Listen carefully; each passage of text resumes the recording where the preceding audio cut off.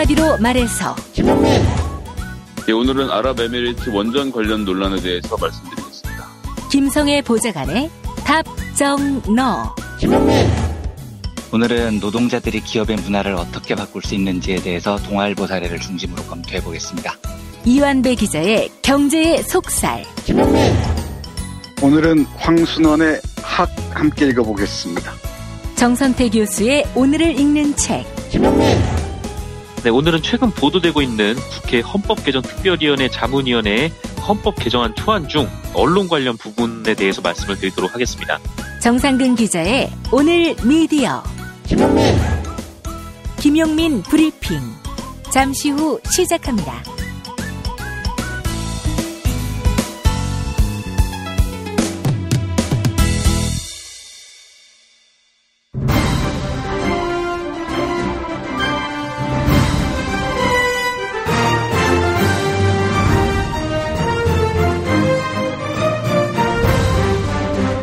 김용민 브리핑.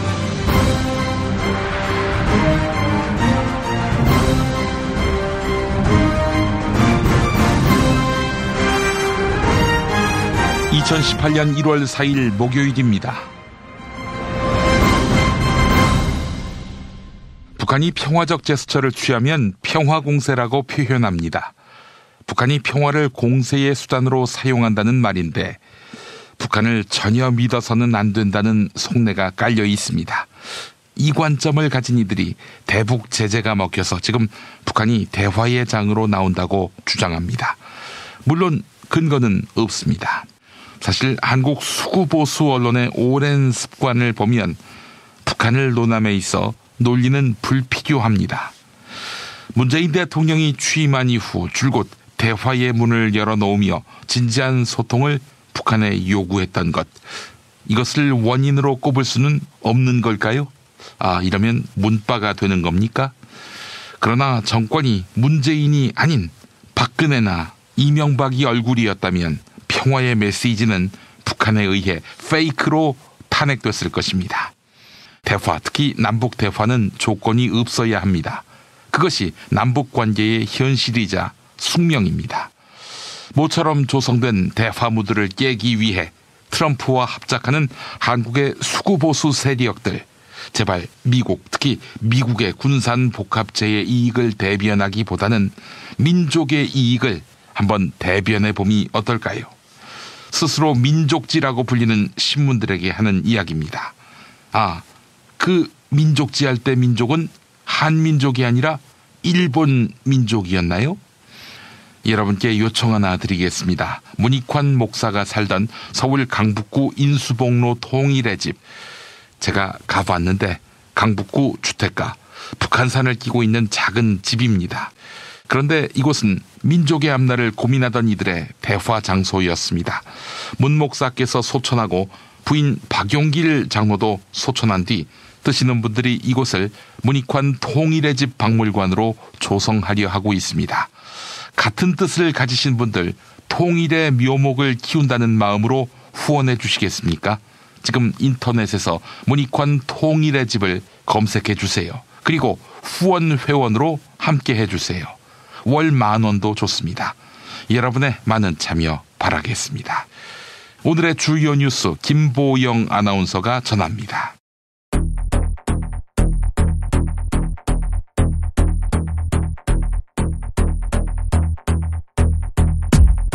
북한이 어제 판문점 연락 채널을 재개하겠다고 전격 발표했습니다. 평창 동계올림픽 대표단 파견과 관련한 사안들을 남한과 논의하기 위해 김정은 북한 노동당 국무위원장이 직접 지시를 내렸다, 이렇게 밝혔는데요. 북한 리선권 조국평화통일위원회 위원장이 북한 매체를 통해 발표한 내용 들어보겠습니다. 문재인 대통령이 직접 적극적인 지지 의사를 표시하면서 해당 부문에 실무적 대책들을 세울 것을 지시하였다는 보고를 받으시고 그에 대해 긍정적으로 높이 평가하시면서 환영의 뜻을 표명하셨습니다. 이에 따라 어제 낮 3시 30분부터 판문점의 연락 채널이 2년여 만에 재가동됐습니다. 국민의당과 바른정당이 신설합당 방식으로 통합신당을 창당하기로 의견을 모았습니다. 통합 완료 시기에 대해서는 2월 안에 마무리 짓는 것으로 공감대가 형성됐습니다. 또한 두 정당은 통합신당의 제3세력의 참여도 추진하기로 했는데요. 국민의당 통합 반대파 의원들은 모임을 갖고 대처 방안을 고심한 것으로 알려졌습니다.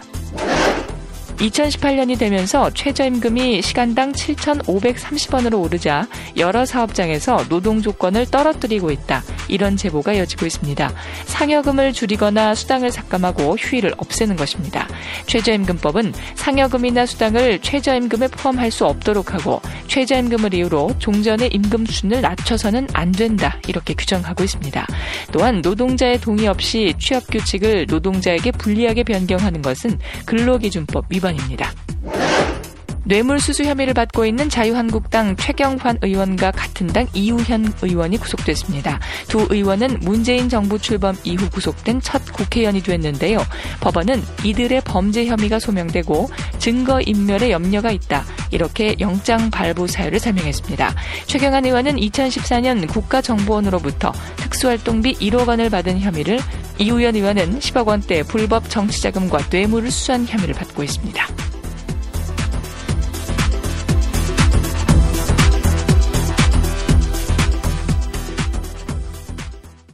유산균 사랑 두 종류를 사시면 묻지도 따지지도 않고 한 객값만 받는 이벤트를 12월 31일까지 실시합니다. 내 몸에 맞는 유산균 찾기 프로젝트. 수량 소진 시 이벤트가 조기 종료될 수 있으니 빨리 서두르세요. 묻지도 따지지도 않고 섭취하는 유산균과의 이별 선언. 미궁 유산균 사랑. 너를 위한 헌정 유산균, 나를 위한 적중 유산균. 유산균 사랑 4종 출시. 엄마가 어떻게 나한테 이럴 수 있어? 무슨 소리야? 엄마가 내 엄마가 아니라 내 친구 같아. 너도 뉴트리션 닥터스 콜라겐을 먹어. 뉴트리션 닥터스 콜라겐? 뉴트리션 닥터스 콜라겐은 체내 흡수가 잘 되는 저분자 PC 콜라겐이거든. 내가 아직도 네 엄마로 보이니? 뉴트리션 닥터스는 약국식품 전문기업입니다. 문의전화 1688-5807 1688-5807.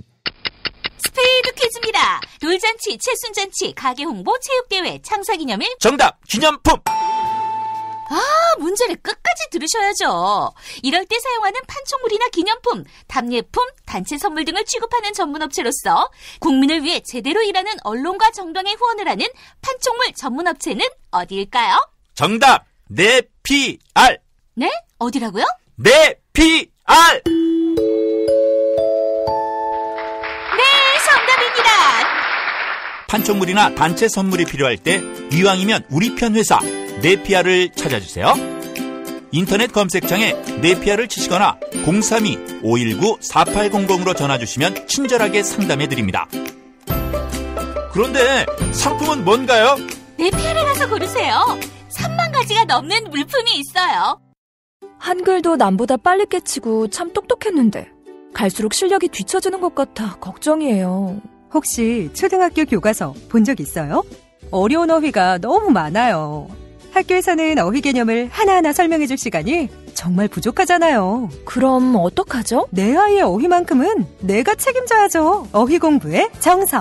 초등어휘 3000, 초등어휘 5000. 검색창에 초등어휘 3000을 쳐보세요.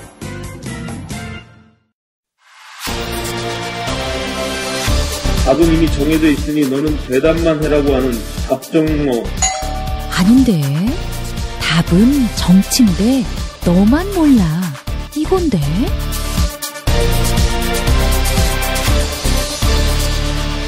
국민보좌관 김성회의 답정너.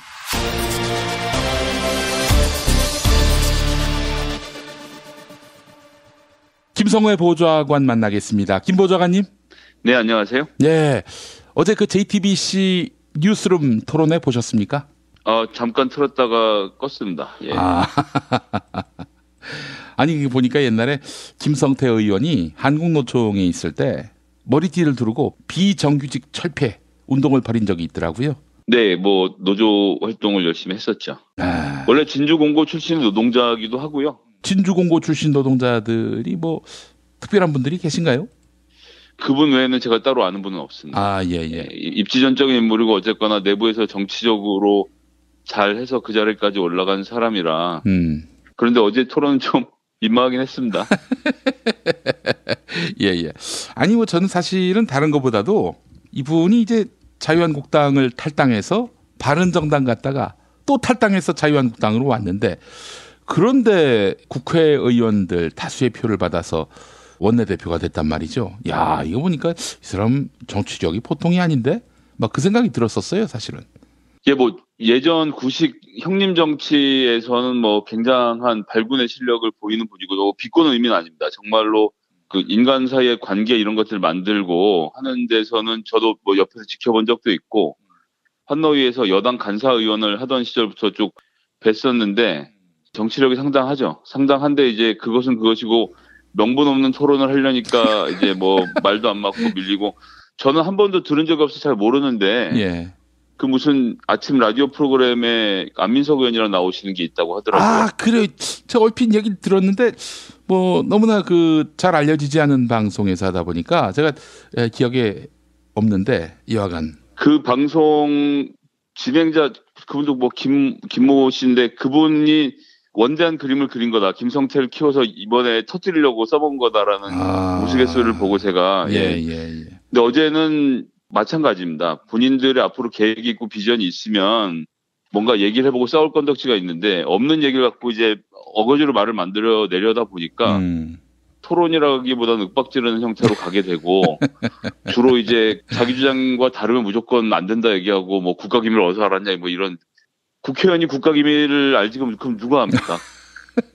같은 국회의원으로서 정말 해서는 안 될 말이거든요. 행정부가 어떻게 하고 이제 감시하는 게 야당의 역할인데 예. 어제 노회찬 의원 같은 경우 뭐 이제 김종대 의원의 말을 빌어서 아랍 원전 관련된 얘기를 했었죠. 이런 얘기를 할 때 그런 정보를 어디서 알았냐는 질문이 그게 뭡니까? 그럼 지금 공당의 국회의원을 지금 간첩으로 보는 겁니까?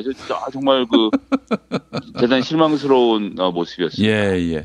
노회찬 원내대표의 아주 맞받아치기를 보니까 야, 저 양반한테 뭔 싸움을 걸면 큰일 나겠다 이런 생각이 들었고요. 김종대 의원이 정의당 팟캐스트에서 해명한 게 있어요. 그 당시 협상 실무를 맡았던 분들, 지금은 현직이 아닌 퇴직자인 분들이 이야기를 한 것을 취재해서 알아냈다라고 얘기한 거니까 이건 뭐 국가기밀이라고 말할 수 없는 거죠. 그리고 2009년에 원전 수주를 하면서 생겼던 일이니까 그게 지금 벌써 9년 가까이 되는 일 아닙니까? 그렇습니다. 예. 세상에 비밀이 어디 있다고 자세한 내용이 나오지 않았을 뿐이지 벌어진 일들은 당연히 공개되게 되어 있는 것이고요. 국회의원들이 그런 일을 하라고 국민들이 세금 주고 월급 줘서 안팎으로 알아보고 정부 관계자도 만나고 바깥에 있는 사람들도 만나고 전문가도 만나서 이모저모가 문제 있는지를 살펴보는 거 아닙니까? 그리고 지금 잘 보시면 김종대 의원이 평소에 이런 얘기를 했던 사람이 아니에요. 이 문제와 관련돼서.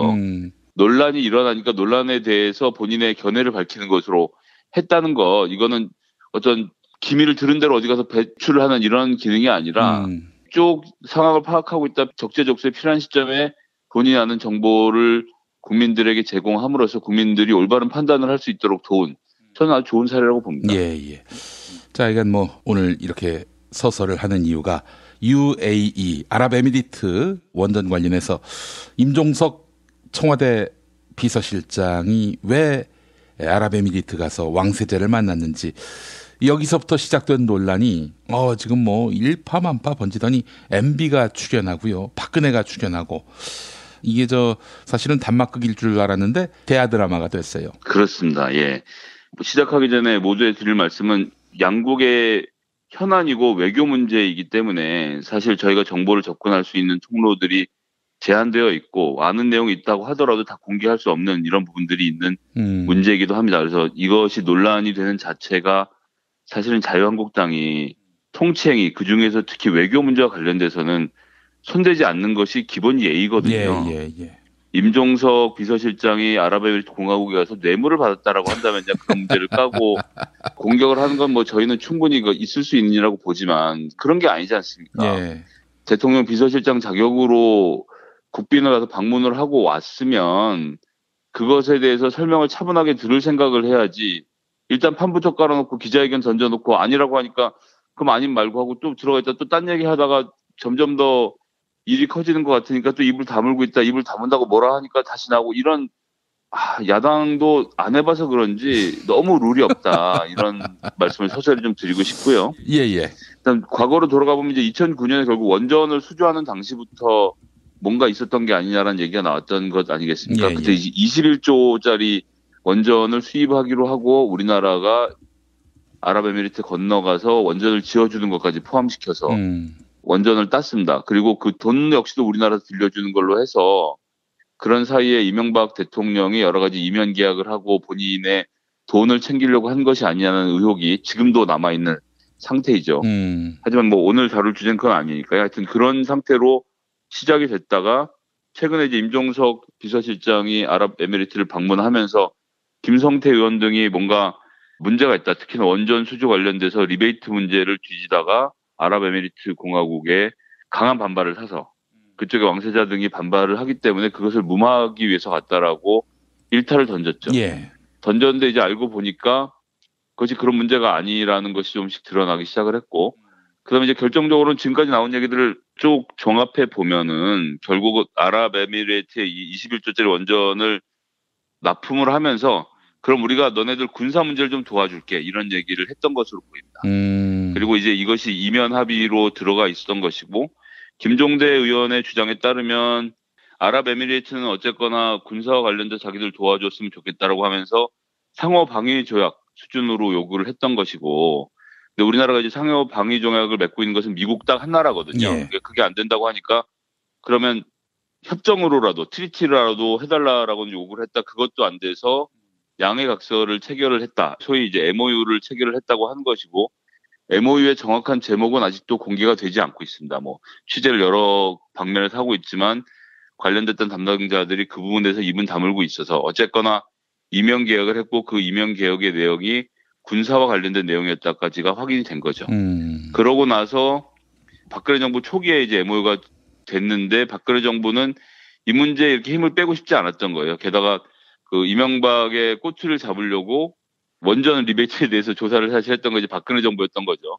그렇게 하는 과정에서 군사 관련된 협조를 늦춰왔다는 겁니다. 뭐 이제 들은 얘기로는 군사 관련돼서 우리나라 군대를 제대하신 특수요원들 중에서 폭파 전문가나 뭐 이런 군사 전문가들을 팀을 구성해서 뭐 예를 들면 이제 용병이 되는 거죠. 외국엔 좀 많이 있는데 예. 그런 용병을 구성해서 지원하는 것까지도 계속 노력을 했는데 모병도 잘 되지 않았고 결국은 일이 잘 되지 않아서 흐지부지 됐던 상황이 하나 있는 것 같고요. 예. 그다음에 이제 아랍에미리트 공화국이 대치를 하고 있는 것은 이란인데 이란이 최근에 이제 군비를 증강을 하면서 긴장감이 높아지고 있거든요. 예. 그러는 사이에서 이제 아랍에미리트 쪽에서는 그럼 빨리 이 문제 너희들이 도와주기로 했으니 좀 와서 도와줘라라는 요구를 했을 것이고 그 문제에서 어떻게 해야 되는지에 대해서 얘기가 오고 갔을 것이고요. 더구나 문재인 대통령께서 의원하던 시절에 국방위에서 이 문제에 대해서 알고 계셨거든요. 이라크만 파병하기로 했는데 아랍에미리트까지 파병하는 것이 옳은지에 대해서도 좀 살펴봐야 된다라는 이야기를 하고 있었기 때문에 이런 문제를 전반적으로 검토하는 과정이 있었던 것으로 보이고요. 예. 그래서 아랍에미리트하고 관계를 어쨌거나 계속 잘 유지하는 것이 중요하니까 대통령의 친서를 가지고 임종석 비서실장이 직접 방문을 해서 문제를 해결하려고 노력했다. 뭐 이렇게까지 지금 공개된 사실인 것 같고요. 근데 이제 이 문제에서 며칠 전에 청와대 관계자가 사실을 말하면 한국당이 감당할 수 있겠느냐라는 이야기를 한 것이 또 많이 언론에 보도가 되지 않았습니까? 예. 그런데 이제 홍준표 대표 오늘 아주 재밌는 말을 했는데 공개를 하면 우리가 감당하면 된다라고 얘기를 했어요. 근데 그러면서 뭐라고 했냐면 그런데 그런 식으로 국가 간 외교 문제를 정략적으로 이용한 것은 옳지 않다라고 지적을 하셨습니다. 제가 진짜 일어서서 박수를 쳤어요. 제가 정말 드리고 싶은 말씀이거든요. 궁금하면 임종석 비서실장을 불러서 자유한국당 당사로 불러서 너 뭘 한 거냐라고 물어보는 절차가 먼저 있었어야 하는 겁니다. 김성태 원내대표가 초반에 뭔가 이제 복당 기념으로 뭔가 큰 걸 한 방 하고 싶어서 어서 취재된 얘기들을 듣고 와서 기자회견을 먼저 터뜨린 것부터가 순서가 아니었던 거예요. 외교 문제지 않습니까? 이 문제를 아랍에미리트는 얼마나 불편하게 바라보고 있겠습니까, 지금. 정무 라인이 작동을 하고 있고 한병도 정무수석이 있지 않습니까? 예. 전화를 해서 이만저만해서 이런 소문이 있던데 와서 해명을 해라.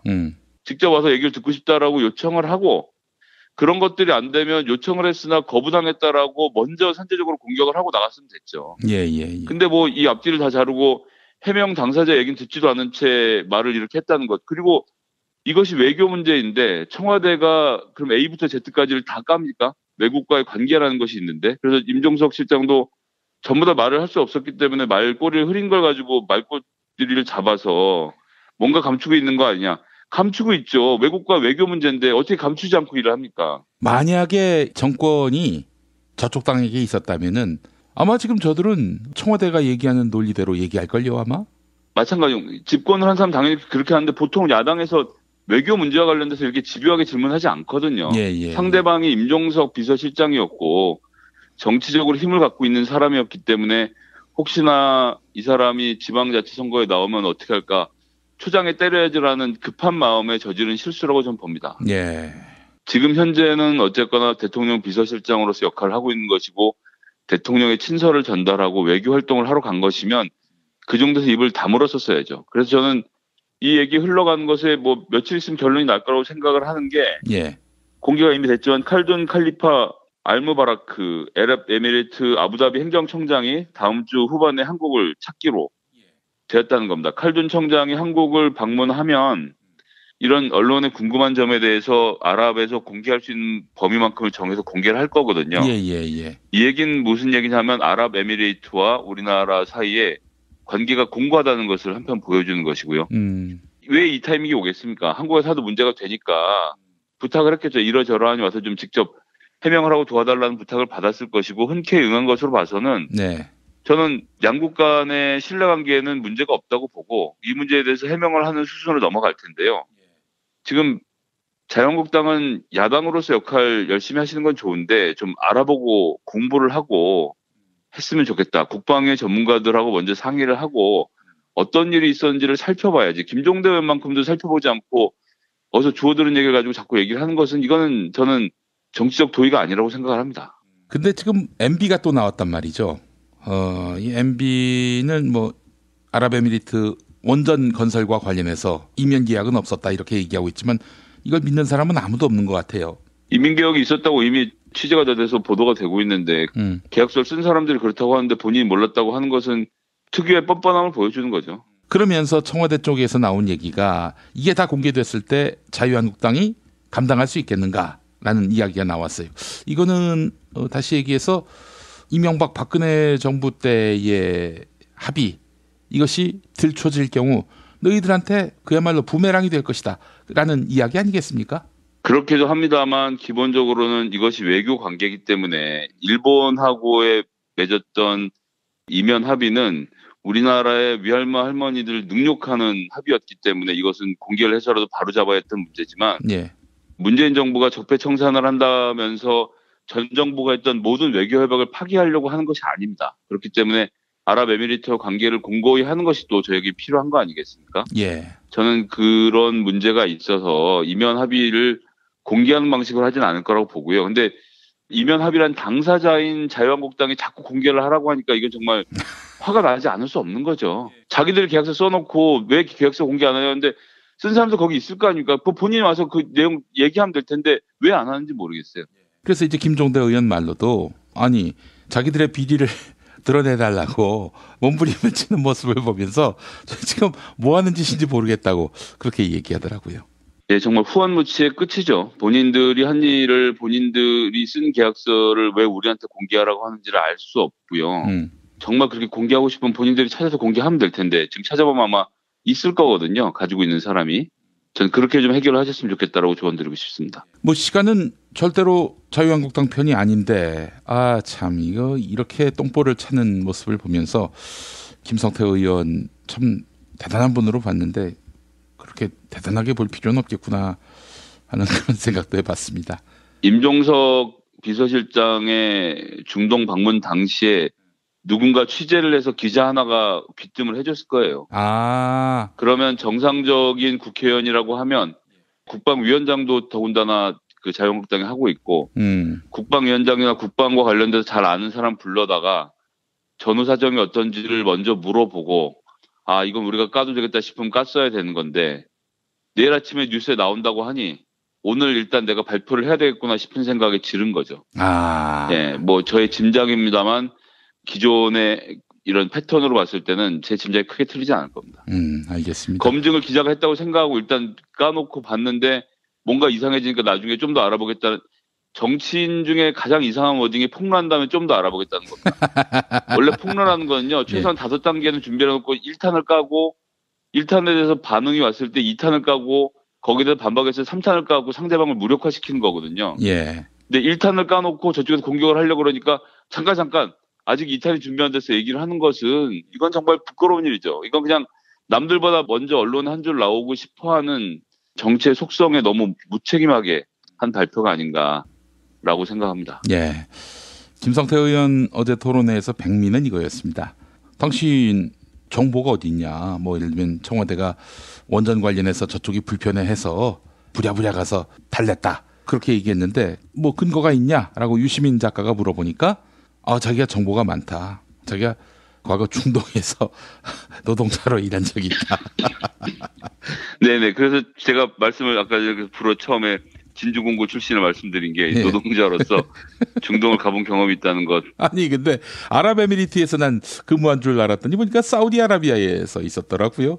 또 무슨 원전 건설에 관여한 줄 알았더니 뭐 대학교 뭐 이런 거 건설하는데 일을 했었고요. 뭐라 할 말이 없는, 내가 해봐서 안다를 뛰어넘는 어떤 내가 가봐서 안다인 건데요.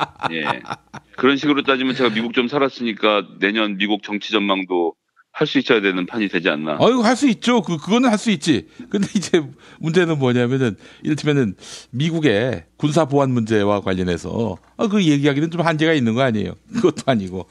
뭐 미국의 정세는 충분히 말씀하실 수 있죠. 네. 하여간 참, 이명박에 해봐서 한다. 역시 친이계인가 봐요. 김성태. 네, 의원이. 뭐 가봐서 알고 해봐서 알고. 그런데 나라꼴은 왜 이 모양인지 저는 그게 궁금합니다. 알겠습니다. 자, 김성회 보좌관님 오늘 말씀 잘 들었습니다. 네, 감사합니다. 김용민 브리핑 뉴스기 능력평가 정답 맞히신 분들에게 드리는 상품 소개해드립니다. 정답자에게는 도서 촛불혁명 보내드립니다. 도서 촛불혁명은 대학 자퇴선언으로 유명한 김혜슬 작가가 집필했는데요.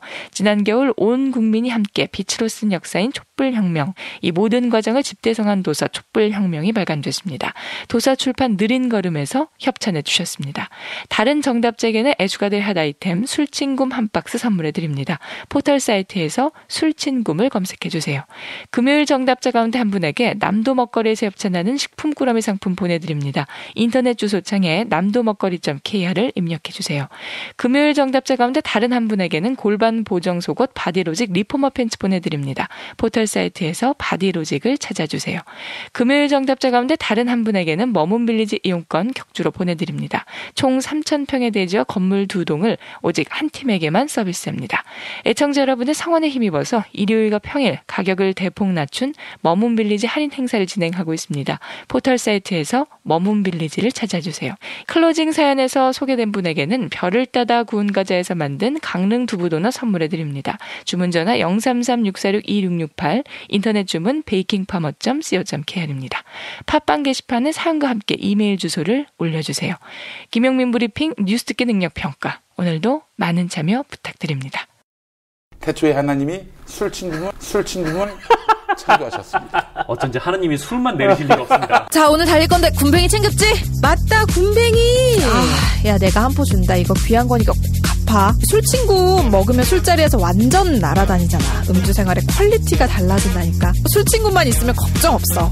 술친굼 공식 쇼핑몰 회원만을 위한 추가 증정 이벤트를 확인하세요. 네이버에 술친굼을 검색하세요. 충남 금산의 넓은 인삼밭, 정성농장을 일군 농부아버지 이정열 씨. 자연은 노력한 만큼 내어준다. 그 자연의 마음을 알기에 정성농장을 더불어 일구는 아들 이성규 씨도 아버지에게 배운 것처럼 정직하고 또 성실하게. 정성농장 홍삼은 인삼 재배부터 가공 판매까지 모두 책임지고 있습니다. 그래서 대한민국 1등 품질을 자부합니다. 검색창에 정성농장 홍삼을 검색해주세요. 정성농장 홍삼. 전화문의는 010-9754-6972. 다이어트도 건강도 맛도 포기할 수 없다. 비타샵 그린 스무디 다이어트. 성공적인 체중 조절의 열쇠는 식사법과 운동입니다. 이제 하루 한두 끼 비타샵 그린 스무디 다이어트로 바꿔 드세요. 비타샵 그린 스무디 다이어트는 동결 건조한 수십 가지 국내산 채소 곡물과 3가지 단백질, 비타민, 미네랄, 식이섬유로 만든 맛있고 건강한 체중 조절용 조제식품입니다. 1522-6648 혹은 비타샵을 검색해주세요.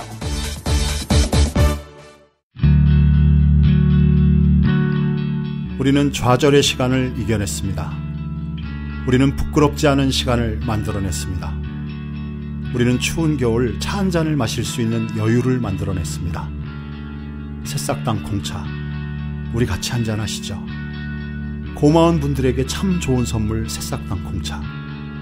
전창걸몰닷컴에서 티백2+1 행사 진행 중입니다. 전화 구매는 070-8635-1288 070-8635-1288입니다. 전창걸의 새싹당 콩차.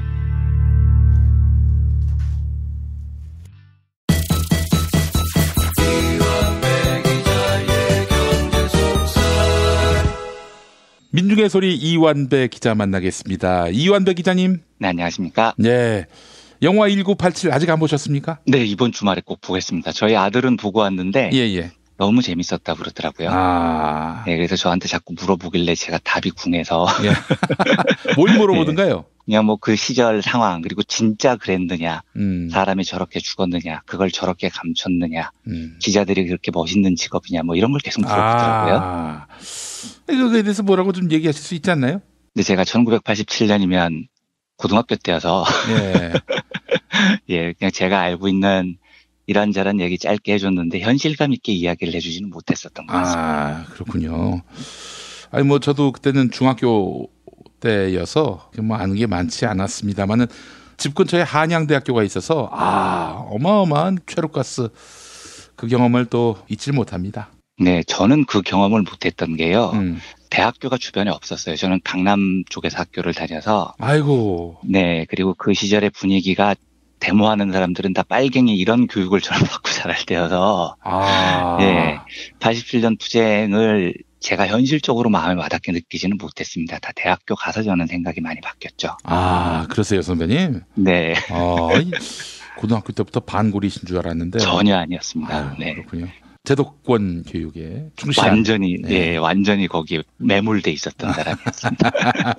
알겠습니다. 자, 오늘 이야기가 영화 1987과 무관하지 않을 것 같습니다. 예, 좀 특이한 걸 해보려고 합니다. 말씀해 주셨듯이 1987 영화와 관련된 이야기이기도 한데요. 1987년 박종철 열사 고문치사 사건을 파헤친 언론이 동아일보였죠. 제가 영화는 보지 못해서 그 영화의 분위기는 모르지만 1987년 이야기를 하려는 건 아니고요. 예. 역사적인 사건 하나하고 제가 경험한 제 개인적인 사례 한 가지를 통해서 동아일보에서 제가 겪었던 기업 문화와 노동자들의 임무 이런 걸 한번 해보려고 합니다. 예. 제가 이 주제를 한번 해봐야 되겠다고 생각이 든 건 엊그제 브리핑 2부 김용민 파일에서 황호택 선배가 나오셔서 증언하시는 대목이 있더라고요. 못 들으신 분들을 위해서 말씀드리면 박종철 열사 고문치사 사건을 특종 보도한 기자가 동아일보 윤상삼 기자였고요. 거기에 대해서 황호택 전 논설주간이 채널A에 나오셔서 당시 분위기를 전하는 목소리가 김용민 파일에 나왔습니다. 예. 황호택 선배는 이렇게 말씀하시던데요. 편집국장이 이렇게 이야기했습니다. 사실대로 보도해라. 사실만 취재해오면 다 보도해주겠다. 이렇게 발언을 해요. 그래서 이 이야기를 듣고 제가 생각하기에 그 이야기가 아마 맞을 거라고 생각이 듭니다. 그건 그 당시에 동아일보 문화가 그랬었으니까요. 그래서 1975년에 있었던 백지광고 사태와 2005년에 제가 경험을 했던 사건 두 가지를 청취자분들께 소개를 해드리면서 동아일보 문화라는 걸 좀 말씀을 드리려고 합니다. 예. 1975년에는 그 유명했던 동아일보 백지광고 사태가 있었죠. 유신 정권이 74년에 여러 번 긴급 조치를 했었는데 이를 통해서 굉장히 많은 민주시민들이 잡혀가고 장기적으로 옥고를 치르고 이랬습니다. 언론이 강하게 탄압되기 시작하니까 언론이 숨을 죽이고 있었는데 이때 그 언론의 보도 태도에 불만을 품은 학생들이 동아일보 사옥 앞에 모여서 동아일보를 불태우는 퍼포먼스를 한번 벌입니다. 그러니까 여기에 이제 기자들이 너무 충격을 받아서 1974년 10월 24일에 그 유명한 자유언론 수호 대회라는 걸 열게 되죠. 이게 굉장히 역사적으로 중요한 기록이어서 그 자유언론 수호대 선언문을 제가 한번 읽어보겠습니다. 예. 우리는 자유언론에 역행하는 어떠한 압력에도 굴하지 않고 자유민주사회 존립의 기본 요건인 자유언론 실천에 모든 노력을 다할 것을 선언하며 우리의 뜨거운 심장을 모아 다음과 같이 결의한다. 1. 신문, 방송, 잡지에 대한 어떠한 외부 간섭도 우리의 일치된 단결로 강력히 배제한다. 2. 기관원의 출입을 엄격히 거부한다. 3. 언론인의 불법 연행을 일절 거부한다. 만약 어떠한 명목으로라도 불법 연행이 자행되는 경우 그가 귀사할 때까지 퇴근하지 않기로 한다. 이렇게 적혀 있습니다. 예. 정말 멋지죠. 멋진 선언문입니다. 그런데 이 결의문이 10월 24일 동아일보 신문에 실리지 못해요.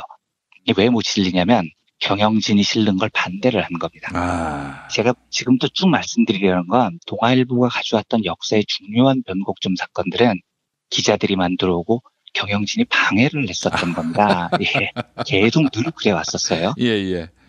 그러다가 기자들의 주장이 너무 강하니까 결국은 10월 25일째 기자들이 제작 거부에 들어갔거든요. 24일에 이게 선언문이 안 실리니까요. 그래서 결국은 25일째 신문의 결의문이 게재가 됩니다. 그리고 이후에 동아일보에는 그동안 이제 지면에 안 실렸던 인권운동가 야당 인사에 관한 내용의 기사가 실리게 되죠. 사주는 유신에 굴복했는데 기자들이 유신에 굴복하지 않은 겁니다. 그러니까 사주를 압박하는 방식으로 별 소용이 없다고 느꼈던 박정희가 이 동아일보 주거래 광고주들을 전부 호출을 해요. 그래서 동아일보에 광고를 내지 못하도록 협박을 합니다. 그래서 이제 이 기록을 보면 12월 20일에 광고주들이 동아일보에 찾아와서 사연을 설명하는 기록이 있어요. 원래 그 당시에 동아일보의 제일 오래된 광고주가 한일약품이었거든요. 그런데 와서 한일약품 광고주가 설명을 짧게 하고 광고를 신문에 인쇄할 때 그 인쇄 동판 있잖아요. 광고 동판. 그 동판을 회수해 가버립니다. 예. 그리고 대한생명보험도 연말까지 계약이 광고가 돼 있었는데 이걸 일방적으로 해약을 하고요. 크리스마스 전날인 24일부터 럭키그룹 같은 7개 광고주가 동시에 계약을 철회합니다. 그때 동아방송이라는 라디오 방송도 동아일보가 가지고 있었죠. 예. 이때 라디오 방송에도 13개 주요 광고주가 전부 광고 철회를 통보를 합니다. 참. 그리고 크리스마스인 15일 이후에 광고가 전혀 들어오지 않았어요. 그래서 26일 발행된 신문에 광고가 없어서 패치가 처음 나오게 됩니다. 이게 이제 7개월 동안 지속이 되는데요. 예. 그게 12월 30일에 일면 광고란에 광고국장이 직접 글을 씁니다. 굉장히 선동적인 글을 써요. 자, 우리 광고 다 끊겼다. 좋다. 그런데 박정희 정권 한번 붙어보자. 뭐 이런 내용의 글을 광고국장이 일면 광고란에 써요. 그리고 독자 여러분 동아일보와 함께 투쟁해 주십시오. 라고 적고 박정희 정권에 대해서는 이 정권은 자해 행위를 하는 거나 마찬가지다. 라는 굉장히 과격한 문구를 광고국장이 씁니다. 그 글에 이제 독자들이 호응을 시작하는데 이듬해 1월 1일에 한 민주시민이 처음으로 독자 광고를 냅니다. 굉장히 긴 문장의 광고입니다. 그리고 이 민주시민의 광고 이후에 1352건의 격려 광고가 나오죠. 그런데 그 1호 광고를 제가 한번 읽어드리려고 합니다. 이 광고는 내용도 내용이지만 작성자가 굉장히 중요합니다. 당시에 이 1호 광고를 낸 시민은 자신을 언론의 자유를 지키려는 한 시민이라고 적었어요. 이 상태로 적힌 걸 한번 읽어보겠습니다. 언론 자유는 우리의 생명이다. 그것 없이는 인권도, 사회 정의도, 학원과 종교의 자유도, 그리고 국민의 자발적 참여에 의한 국가 안보도 존재하지 않는다. 언론 자유는 민주국가의 혼이요, 모든 소망의 근원이다. 이것을 지키는 것은 우리의 절대적 의무요, 양도할 수 없는 권리다. 동아일보의 백지 광고라는 권력의 음모와 오만의 단적인 증거이며 국민의 알 권리에 대한 정면 도전이다. 이는 동아일보의 문제가 아니라 우리 모두의 사활에 관한 문제인 것이다. 나는 언론 자유와 민족 회복을 열망하는 한 시민으로서 모처럼 타오르기 시작한 언론 자유의 촛불을 지키기 위하여 이 광고문을 유료 게재한다. 그리고 다음과 같이 우리의 노력 방안을 밝히고 뜻있는 국민의 빠짐없는 참여를 호소하는 바이다. 1. 모든 민주시민은 언론 자유를 위해 분투하고 있는 동아 매스컴에 대하여 적극적인 성원을 보내자. 2. 종교 전체, 법조인, 문화제작자, 중소상공업자와 유지시민은 업무 광고, 신년 축하, 동아의 건투를 축하하는 광고 캠페인을 동아 매스컴 전체에 대대적으로 전개하자. 3. 동아일보의 당면한 재정난을 돕기 위하여 구독료 선불 및 성금 각출 운동을 적극적으로 펴나가자. 4. 동아 매스컴 당국이 필요하다고 결단하면 구독료의 인상, 방송 청취로 제 채택을 기꺼이 받아들여 노력할 것을 다짐하고 동아일보에 알리자. 5.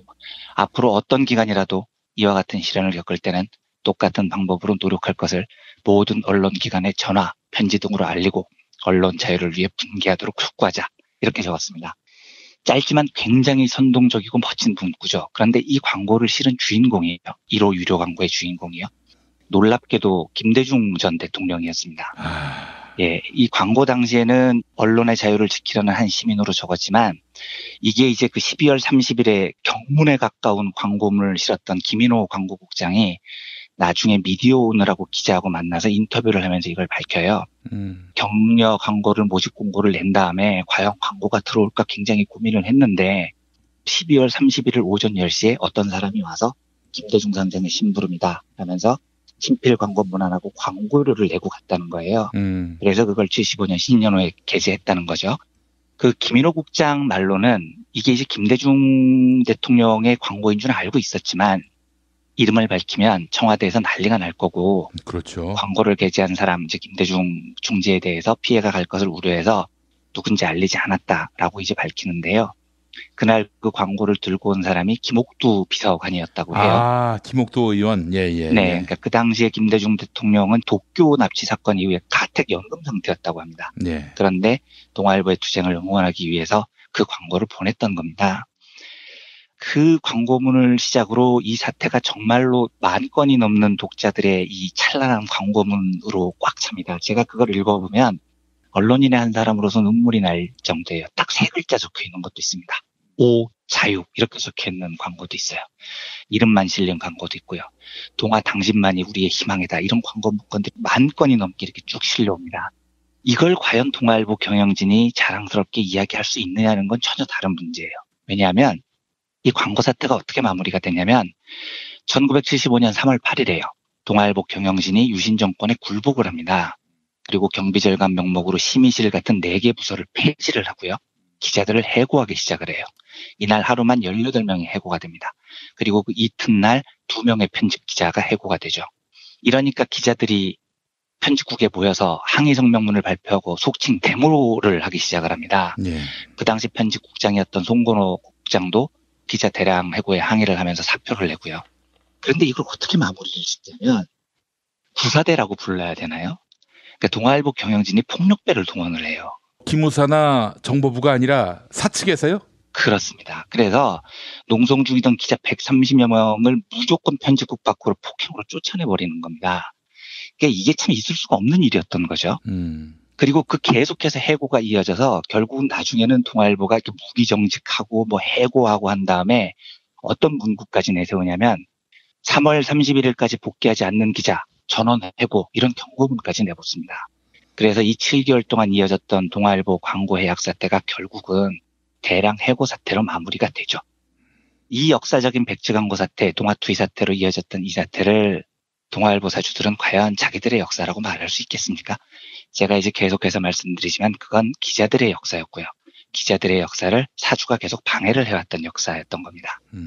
이 사건 이후에 이제 제가 나중에 알게 된 일이지만 동아일보 사주 일가는 동아일보 기자들이 모이는 것 자체를 진짜 두려워했다고 해요. 그러니까 이 사태를 보고 이게 얼마나 큰 파장을 일으켰는지를 보는 겁니다.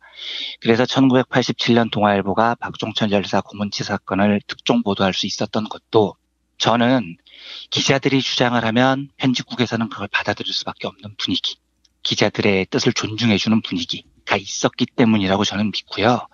그 문화는 바로 1970년대 선배들의 투쟁이 남긴 문화였던 겁니다. 선배들의 그 희생 속에서 87년 특종이 가능했었다는 이야기죠. 요까지는 잘 알려졌던 사건이고요. 지금부터는 제가 2005년에 경험했었던 이야기를 한 가지 더 전해드리겠습니다. 2005년에 동아일보가 굉장히 오랜만에 그러니까 김중배 국장께서 강제로 경영진의 부당해고로 해임이 되신 이후에 처음으로 2005년에 편기자들이 동아일보에서 총회를 한 적이 있습니다. 제가 그냥 성함을 그냥 말씀드리겠습니다. 그 당시에 편집국장이 이규민이라는 분이셨어요. 나중에 편집국장을 그만두시고 한나라당에 입당을 하셔서 뭐 인천에서 출마도 하시고 그러셨던 분입니다. 그런데 이규민 편집국장이라는 분이 조금 과하게 편집국을 잘 못 이끄셨습니다. 그래서 편집국의 분위기가 너무나 안 좋았었고 동아일보 기자라는 자긍심도 이제 바닥에 떨어졌을 때였죠. 2005년이면은요. 그때 이제 후배들이랑 술을 한잔 하는데 되게 출발은 쉽게 생각을 했습니다. 후배들이 선배 분위기 너무 안 좋은데 그냥 넘어가야 돼요. 우리 한번 모입시다. 이렇게 얘기를 한 겁니다. 그래서 그럴까? 그럼 한번 모일까? 제가 이렇게 받고 어떻게 모이지? 야, 기자총회 같은 거 한번 할까? 이걸 제가 되게 가볍게 생각을 했습니다. 한번 모여보자 하고 후배들이랑 술 한잔 하고 나서 다음날 제가 편하게 그 당시 제가 7년차 기자였으니까 딱 중간이었었거든요. 예. 차장급 이상 간부들은 필요 없고 우리 평기자들끼리 모여서 얘기나 한번 해봅시다라는 걸 선배들하고 후배들, 기수 대표들한테 제가 전화를 했습니다. 좀 가볍게 시작을 했었던 거죠. 예. 워낙 편집국 분위기가 안 좋았으니까 선배들도 그렇고 후배들도 그렇고 야 좋다 한번 모여서 허심탄회하게 이야기를 해보자 하고 합의가 됐습니다. 그래서 기수 대표들이 노조 사무실에 모여요. 사무실에 모여서 이번 주 금요일에 그러면 21층 강당에서 기자총회 차장급들은 빼고 평기자들 총회를 연다라는 것까지 합의를 했습니다. 합의를 하고 헤어졌는데 그날부터 진짜 놀라울 정도로 전화가 많이 걸려옵니다. 술래부터 시작을 해서 협박, 회유 정말 별의별 문자 전화를 너무 많이 받았어요. 아하. 미쳤냐부터 시작을 해서요. 그래서 제가 그때 물어봤습니다. 선배들한테. 아니 그냥 후배들이 모여서 허심탄회하게 얘기 한번 해보는 거다. 왜 이렇게 예민하게 반응하시냐라고 여쭤봤더니 그때 선배들이 그 얘기를 해주시더라고요. 사주 일가가 평기자들이 모이는데 경기를 일으키는 사람들이다. 너희들 지금 모이면 정말로 잘못하면 돌아오지 못하는 강을 건너는 거다라고 저한테 경고를 해주시더라고요. 그때는 뭐 알겠습니다. 그러려니 하고요. 그 다음날 이제 다시 기수 대표들이 모여가지고 금요일날 기자총회를 하는데 뭘 할까요? 그냥 모일 수는 없으니 안건을 정해갑시다라는 얘기를 시작을 했습니다. 원래는 되게 가볍게 얘기를 시작을 했는데 한 선배가 이렇게 이야기를 하는 거예요.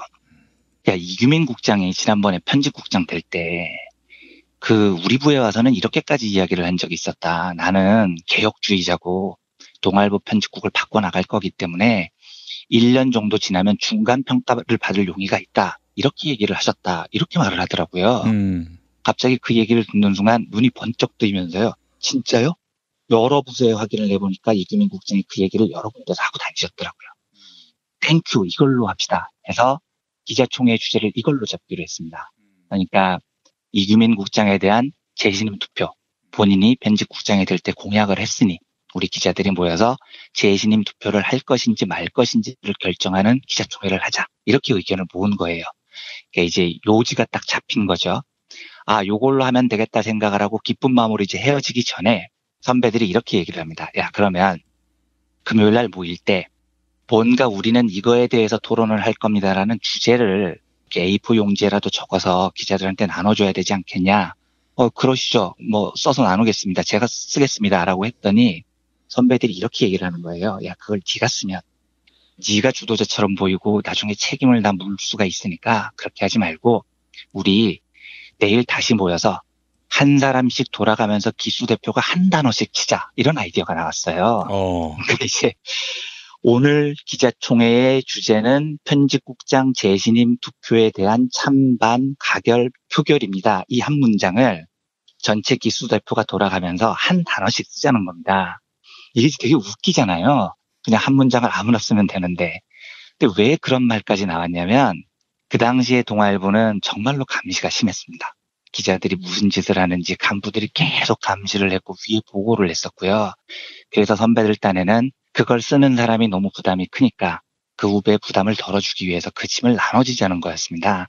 그러니까 외부에서 보면 웃긴 이야기겠지만 저는 되게 감사하게 생각을 했고 그래서 다음 날에 모여서 그 한 문장 한 문장씩을 나눠 쓰기로 했어요.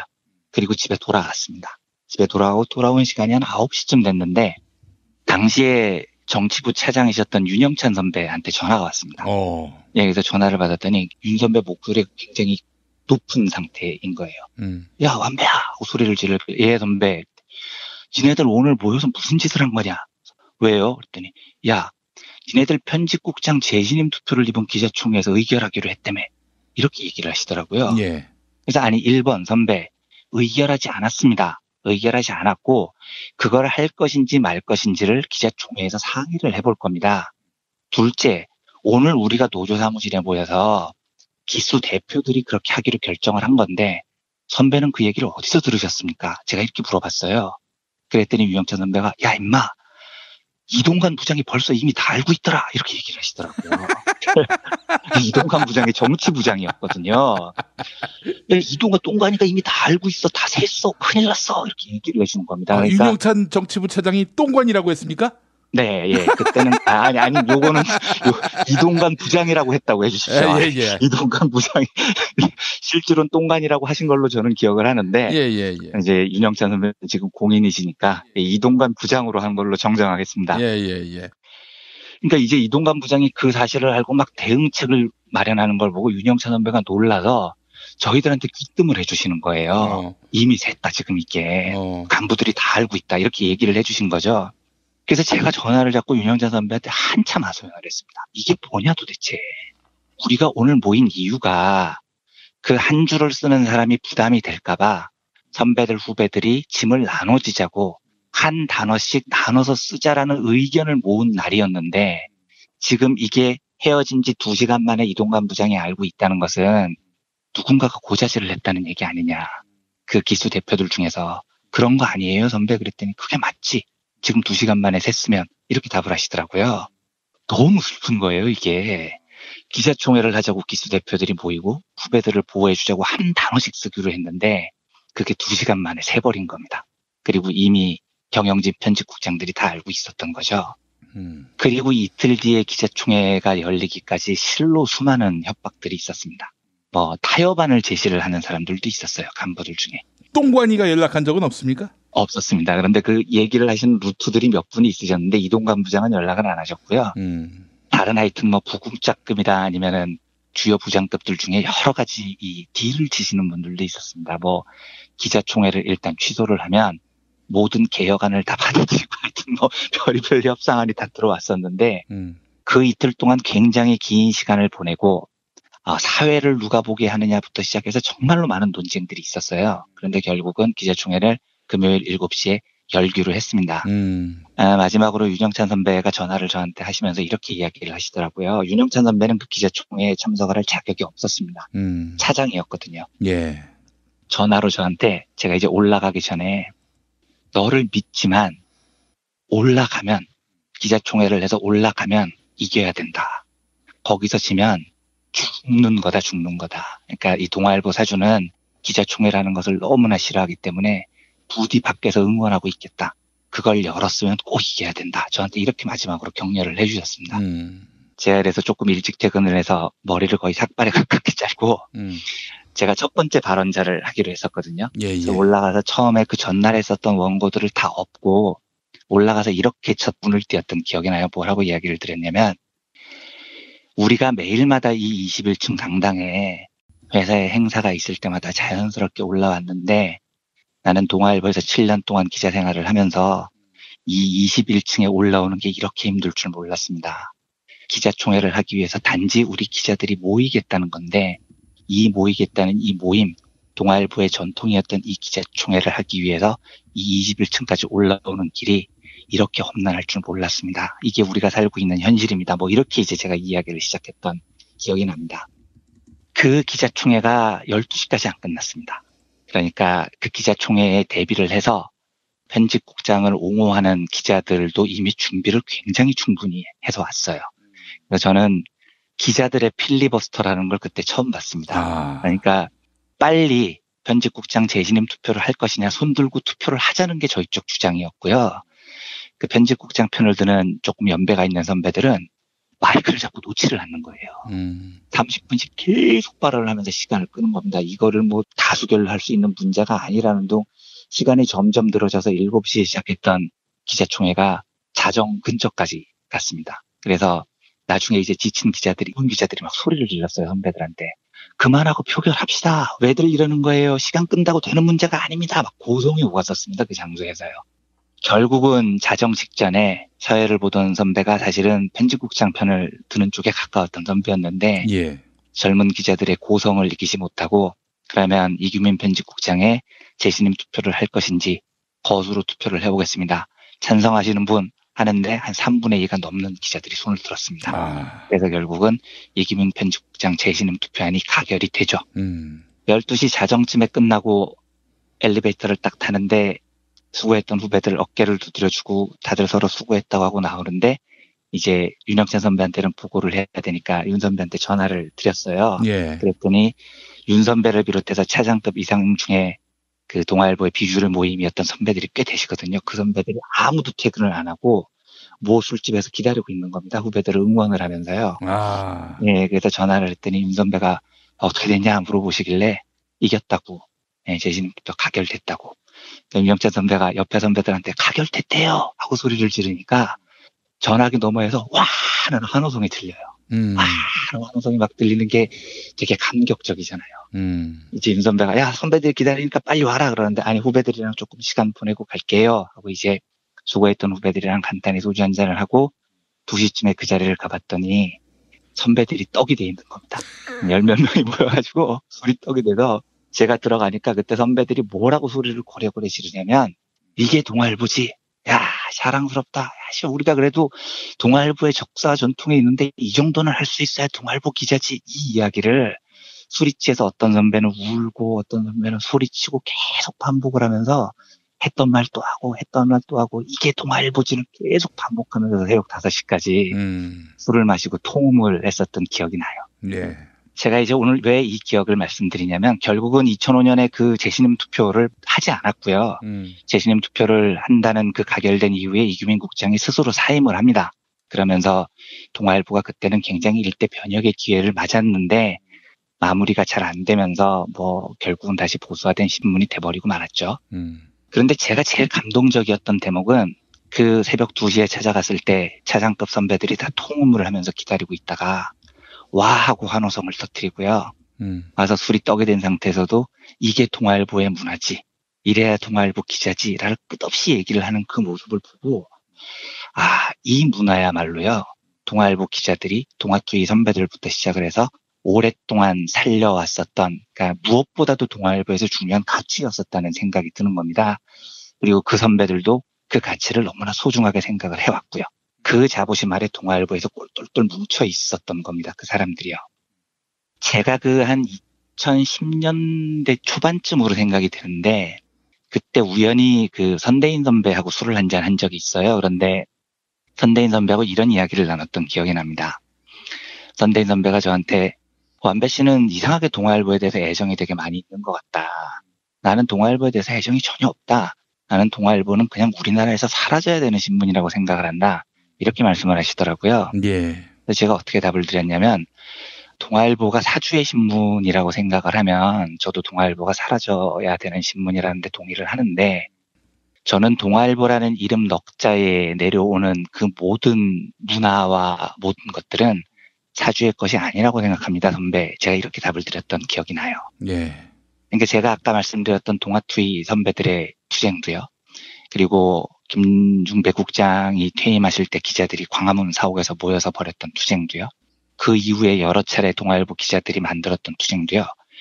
사주는 다 반대했고 사주가 말살시키려고 했었던 문화지만 그렇다고 그게 동아일보의 것이 아니었느냐 하면 저는 그렇게 생각하지 않는다는 말씀을 드리고 싶어서입니다. 네. 그건 사주의 것이 아니었죠.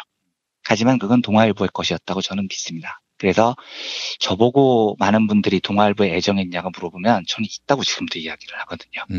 되게 이상하게 생각을 하시는 분들이 많은데 저는 있습니다. 제가 동아일보에 애정이 있는 건 사주의 동아일보가 아니고 수십 년 동안 동아일보 기자들이 만들어왔던 그 문화에 대한 애정이 있는 겁니다. 그리고 그게 아무 의미가 없는 투쟁이 아니었던 게요. 동아투이 선배들이 그 투쟁을 하셨기 때문에 결국은 동아투이 선배들은 다 해고되셨고 풍찬노숙의 길을 걸으셨지만 그걸 두려워했던 사주는 1987년 박종철 일사 고문 특종 사건을 기자들이 취재를 해왔을 때 용인해 줄 수밖에 없었던 거죠. 기자들이 저런 특종을 해왔는데 저걸 막으면 기자들이 또 들고 일어설 것을 두려워했던 겁니다. 그러니까 어떤 투쟁도 의미 없는 투쟁이 없다는 이야기를 제가 가끔 드리는 건 그런 겁니다. 동아투이 선배들은 처참하게 해고되시고 힘든 길을 걸으셨지만 그 투쟁의 문화가 남아서 1987년 대한민국 역사를 바꾸는 그 특종의 기반이 된 겁니다. 기업은 오너의 것이 아니다라는 이야기를 제가 오늘 드리고 싶은 이야기의 주제입니다. 노동자들이 그 기업에서 만들어가는 문화도요, 저는 그 기업의 일부라고 믿어요. 그래서 우리는 노동자들 입장에서 보면 어떤 투쟁을 벌일 때 계란으로 파헤치기 같은 투쟁이라는 생각이 들죠. 도저히 안 될 것 같은 생각이 들지만, 하지만 계속해서 깨져가면서도 저는 노동자들에게 놓인 책무는 그 기업의 문화를 장악하기 위해서 싸워야 된다는 겁니다.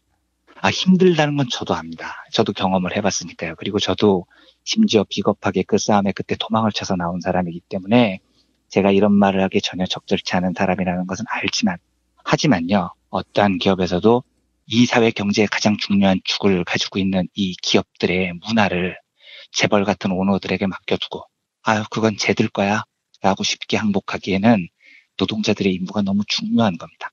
그래서 아무리 폐악적인 오너가 지배하는 족벌 언론에서도요, 제가 그곳에 잠깐 살아본 경험으로 말씀을 드리면 거기에서 싸우는 어떠한 투쟁도 의미 없는 투쟁은 없는 것 같아요. 그래서 그 투쟁이 문화로 남으면 1987년 동아일보의 특종 같은 것들을 만들어냅니다. 그리고 그게 역사를 바꾸는 일을 해낼 수도 있죠. 길게 말씀드렸지만 노동자의 자부심을 가졌으면 좋겠다는 말씀을 드리고 싶습니다. 그리고 어떤 기업은 오너의 것만이 아니고 그 노동자들이 문화를 만들어가면서 그 문화를 정착시키는 투쟁을 지속적으로 이뤄내면 그 기업은 어쩌면 총수의 것이 아니라 노동자의 것이 될 수도 있는 가능성은 여러 곳에서 발견이 되거든요. 그런 이야기를 드리고 싶어서 오늘은 경제의 속살과는 좀 동떨어졌지만요, 동아투이 사태와 1987년 대특종, 그리고 제가 경험을 했던 2005년, 2006년 동아일보의 경험을 함께 소개를 해드렸습니다. 참 가슴이 막 벅찹니다. 우리 이완배 기자님이 또 그 말씀하시니까 더욱 그런데 궁금한 건요, 통음을 했던 선배들이 모였던 술집에 모인 분 중에 윤영찬 청와대 국민소통수석 계시고 또 우리가 알만한 분도 계십니까? 말씀드려도 되나요?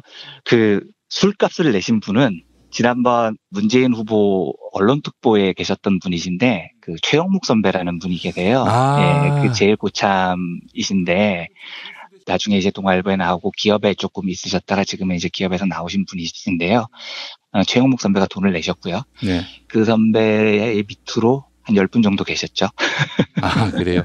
이 질문으로 이제 마무리하겠습니다. 우리 이완배 기자님 보시기에요, 지금 동아일보에 계신 분들 많이 아실 텐데 대략 이완배 같은, 윤영찬 같은, 더 나아가 동아투이 선배들 같은 그런 DNA를 가진 분이 한 10분 이상 된다고 보십니까? 글쎄요. 그런데 숫자로 말씀을 드리기는 어렵지만 제가 아까 말씀드렸던 2005년 그 투쟁을 처음 발휘한 분들이 선배가 아니고 제 후배들이에요. 그리고 그 후배들이 많이 남아 있습니다. 지금요. 지금도 자주 만나요. 자주 만나는데 그 후배들이 힘들어하죠. 네. 힘들어하는데 저는 그 후배들을 만나면 이제는 그렇게 이야기를 합니다. 충분히 열심히 싸웠으니 이제는 너무 무리하지는 말아라. 이제 이렇게 이야기를 합니다. 왜냐하면 이 표현이 조금 비겁할지는 모르겠는데 저희 선배들이 이제 그 후배들을 지켜주지 못했기 때문에 마음으로는 그 후배들이 더 잘 싸워주기를 원하지만 그래도 너희들이 남아서 더 열심히 투쟁해야지라고 말하기에 선배로서 너무 비겁하죠. 저는 도망치고 나왔으니까요. 그런데 그런 의기를 가진 후배들이 꽤 남아 있습니다. 아직도요. 그래서 만약에 동아일보가 어렵긴 하겠지만 위에서부터 만약에 사주가 정신을 차리고 변화를 한다면 동아일보를 올바로 만들 만한 인재풀이 아예 없지는 않아요. 있는데 그 친구들이 전혀 주류가 지금은 아니라는 게 문제고요. 그 친구들을 선배들이 제대로 보호해주지 못했기 때문에 지금은 계속 외진 곳에서 생활을 하고 있습니다. 네. 오늘 동아일보의 문화가 어떠한지를 알 수 있었고요. 제가 김재호 씨라면은, 지금 발행인이라면은 이 얼마나 위대한 유산입니까? 근데 그 김시문중은 이걸 성가신 유산이라고 생각을 하더라고요. 그래요? 예. 적폐로 생각하고 있군요. 그러니까요. 네. 말 다 했네. 아이고. 네. 알겠습니다. 이완배 기자님, 오늘 시간이 조금 오바됐지만 조금 더 지루하지 않았던 시간이었습니다. 그런가요? 예. 네. 감사합니다. 또 내일 뵙도록 하겠습니다. 네, 감사합니다.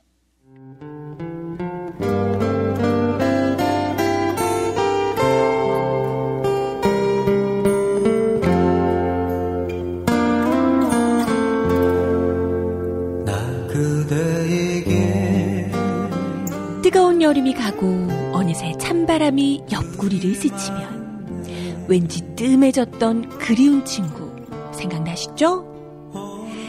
몇 년 만에 만나도 바로 어제 본 것 같은, 말 안 해도 내 마음 누구보다 잘 알아주던 속 깊고 다정한 친구 다 있잖아요.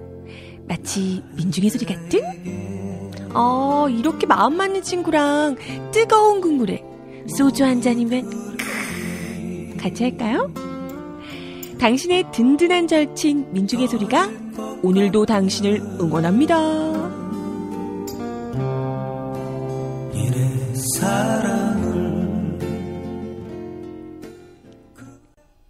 민중의 소리 후원 전화 1661-0451 1661-0451 민중의 소리. 진실은 반드시 밝혀진다고. 무엇이 진실입니까? 대통령이라고 하는 지위를 진실을 밝히지 않는 데에 역이용해서. 김보영 아나운서가 함께합니다. 아프니까 팩트다. 안녕하세요. 아프니까 팩트다 김보영입니다. 지난달 10일 임종석 비서실장은 문재인 대통령 특사 자격으로 아랍에미리트 모하메드 왕세제를 만났는데요. 이를 두고 자유한국당 김성태 원내대표는 아랍에미리트와의 국교 단절 위기를 수습하기 위해 임종석 비서실장이 파견된 것 아니냐, 이렇게 의혹을 제기했습니다. 2009년 이명박 정부는 아랍에미리트에 바라카 원전 사업을 수주한 바 있는데요. 김성태 원내대표는 문재인 정부가 원전 수주와 관련해 터무니없는 얘기를 퍼뜨렸고, 이에 아랍에미리트가 국교 단절까지 거론해 임종석 비서실장이 달려간 것 아니냐, 이렇게 목소리를 높였습니다. 자유한국당은 이를 아랍에미리트 원전 게이트라 부르며 국정조사를 촉구하고 있는데요. 김성태 원내대표는 문재인 정부가 이명박 전 대통령 뒷공무니를 캐기 위해 아랍에미리트의 왕실 자금까지 들여다보다 발각됐다.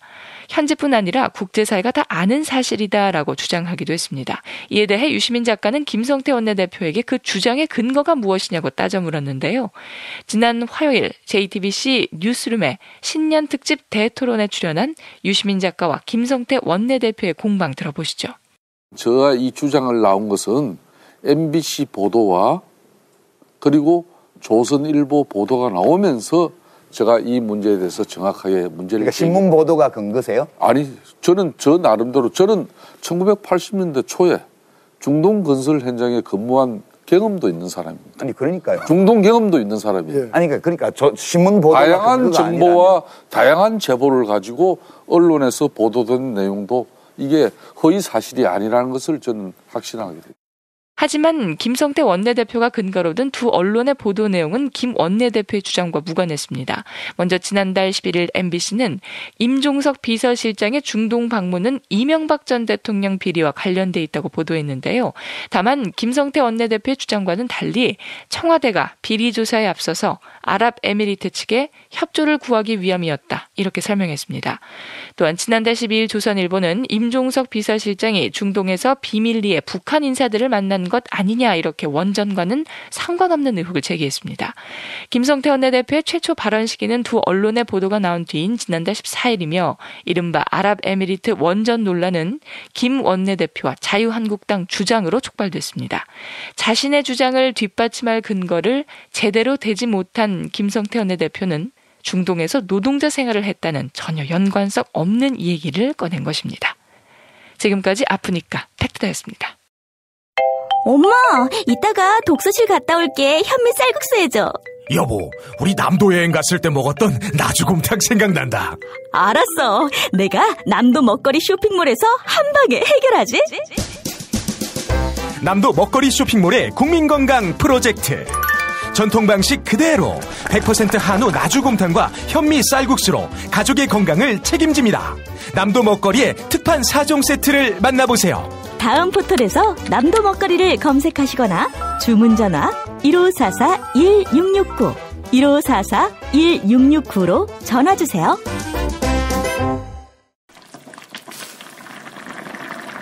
엄마, 이거 뭐야?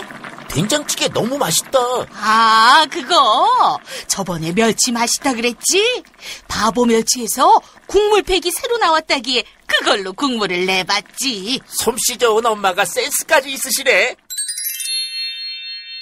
100% 국내산 천연 재료로 만든 바보 국물팩. 바보 저염 멸치와 새우 중 가장 맛있는 중화새우를 넣어 단맛과 깊은 맛이 깔끔하게 우러납니다.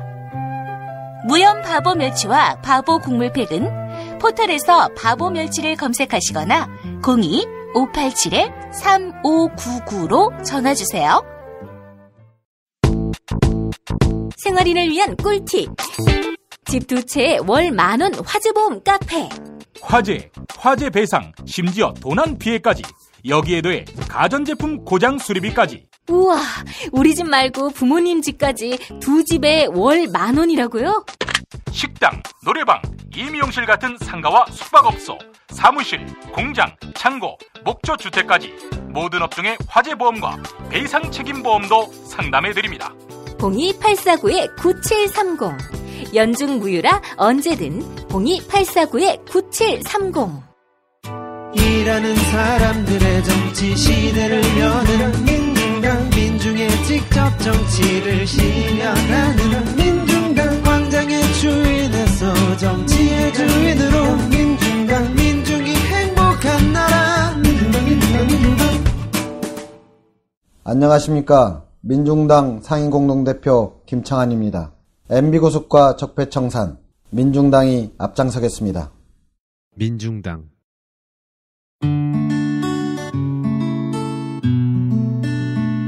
당신과 내가 좋은 나라에서 그 정의로운 나라 그곳에 산다면 난 그냥 좋아서 웃기만 할 거예요. 당신의 뉴스 보좌관 김용민 브리핑.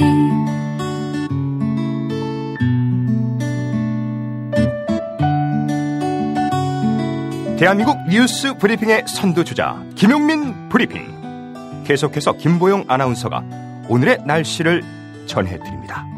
날씨를 전해드리겠습니다. 오늘도 강추위가 기승을 부리겠습니다. 아침 기온 서울 영하 7도, 대전 영하 7도, 광주 영하 3도, 대구 영하 4도로 예상되는데요. 낮 기온은 서울 0도, 춘천 1도, 전주 2도, 부산 8도를 나타내겠지만 찬바람이 불면서 체감온도는 더 낮겠습니다.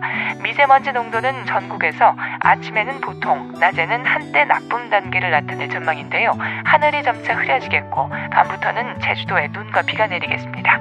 여기는 대한민국 브리핑 1번지 김용민 브리핑입니다.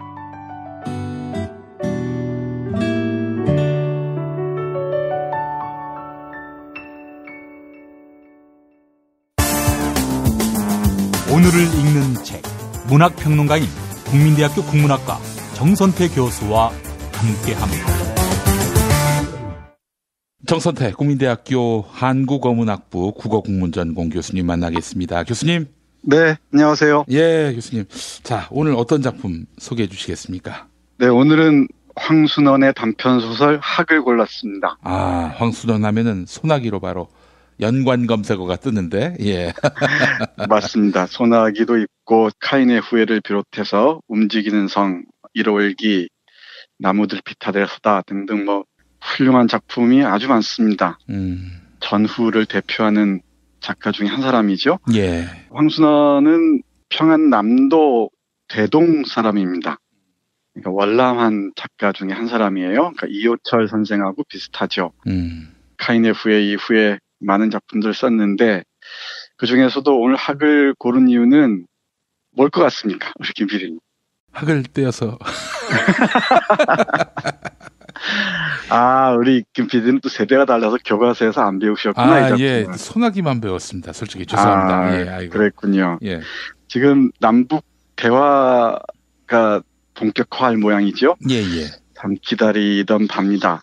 남북 관계를 파탄 지경으로 몰아놨었는데 복원하려는 상황에 접어들고 있는 것 같아요. 예. 금방 뉴스를 보니까 김정은이 채널을 가동하라고 했다네요. 예. 그래서 이제 남북 관계가 본격적인 궤도에 오를 것 같은데, 예, 예. 뭐 이에 대한 불만도 적지 않은 것 같습니다. 뭐 하도 세뇌를 받아왔으니까 그랬겠죠. 근데 저는 사실 북한이 뭔가 제안을 하고 화답을 하고 그러면은 분명히 뭔 노림수가 있는 것이다. 이런 식으로. 심지어 우리가 제안해서 북한이 받아도 뭔가 노림수가 있는 것이다. 이러기도 하고. 제가 참 가장 기가 막혀하는 표현 중에 하나가 평화공세라는 표현입니다. 평화공세는 또 무슨 말이야 그게. 네. 그러니까 이 북한이라는 적이 없이는, 그러니까 적대자가 없이는 자신의 존립 근거가 흔들리는 세력이 있어요. 미국의 이른바 매파들이 그렇고요. 예. 일본의 아베를 우두머리로 하는 극우 세력들이 그렇고, 또 남한의 이 극우 세력들도 뭐 같은 반열에 올라야겠죠.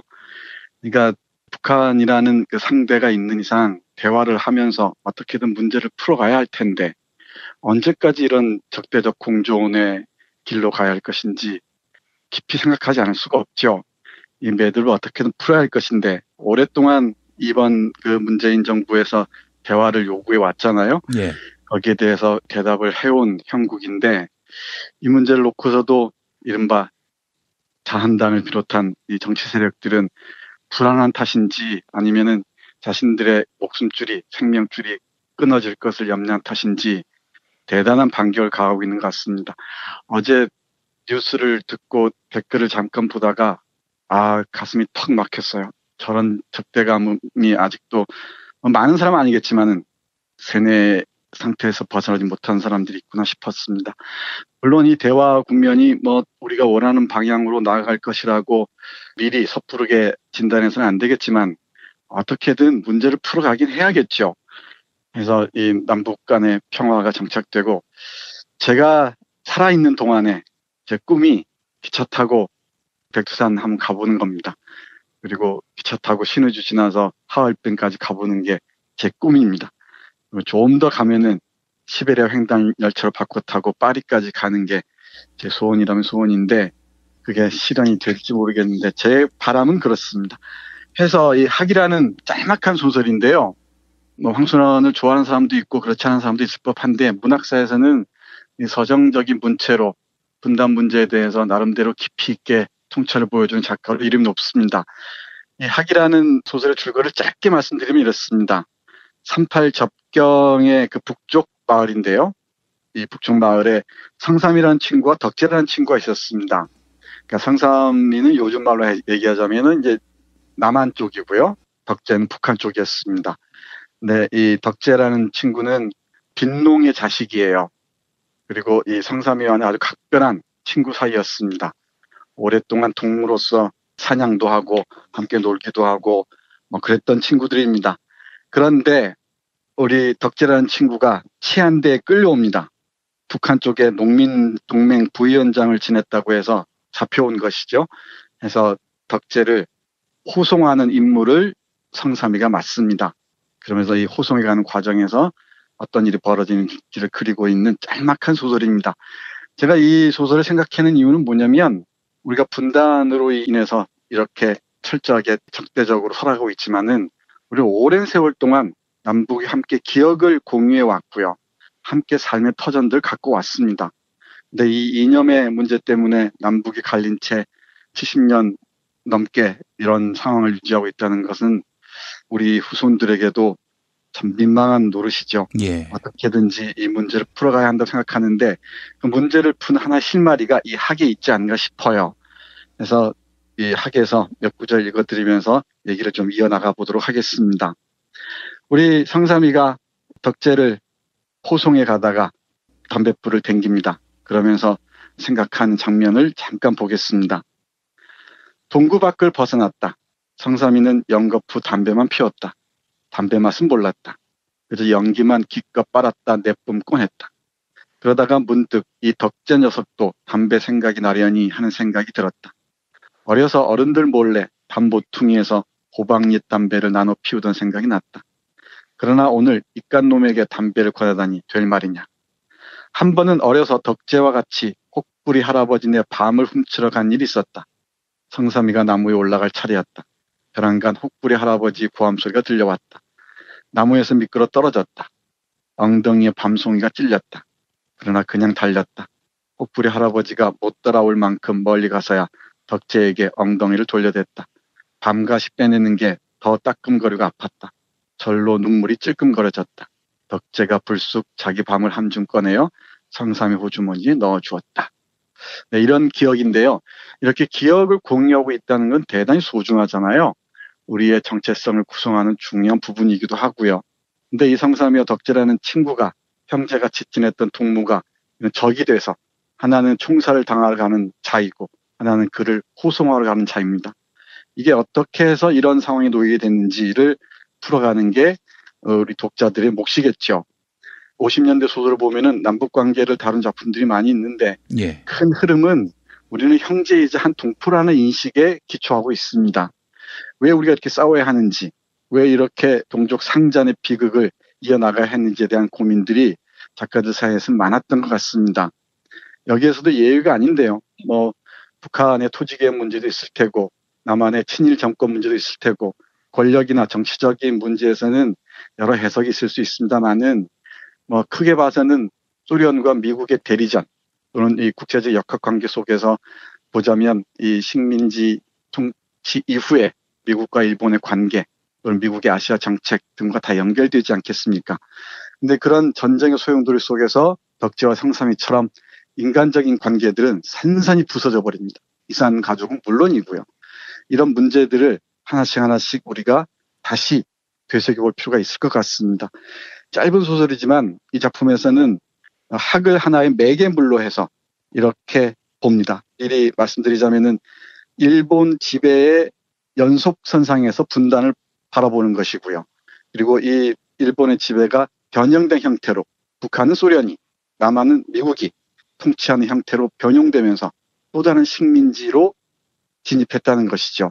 이런 상황에서 우리는 어쩔 수 없이 전쟁을 치러야만 했습니다. 그 상처들이 지금도 이어지고 있고 그게 우리의 권력관계 속에서 정치 현상 속에서 다양한 방식으로 다시 재현되고 또 아픈 상처로 다시 우리를 괴롭히고 하죠.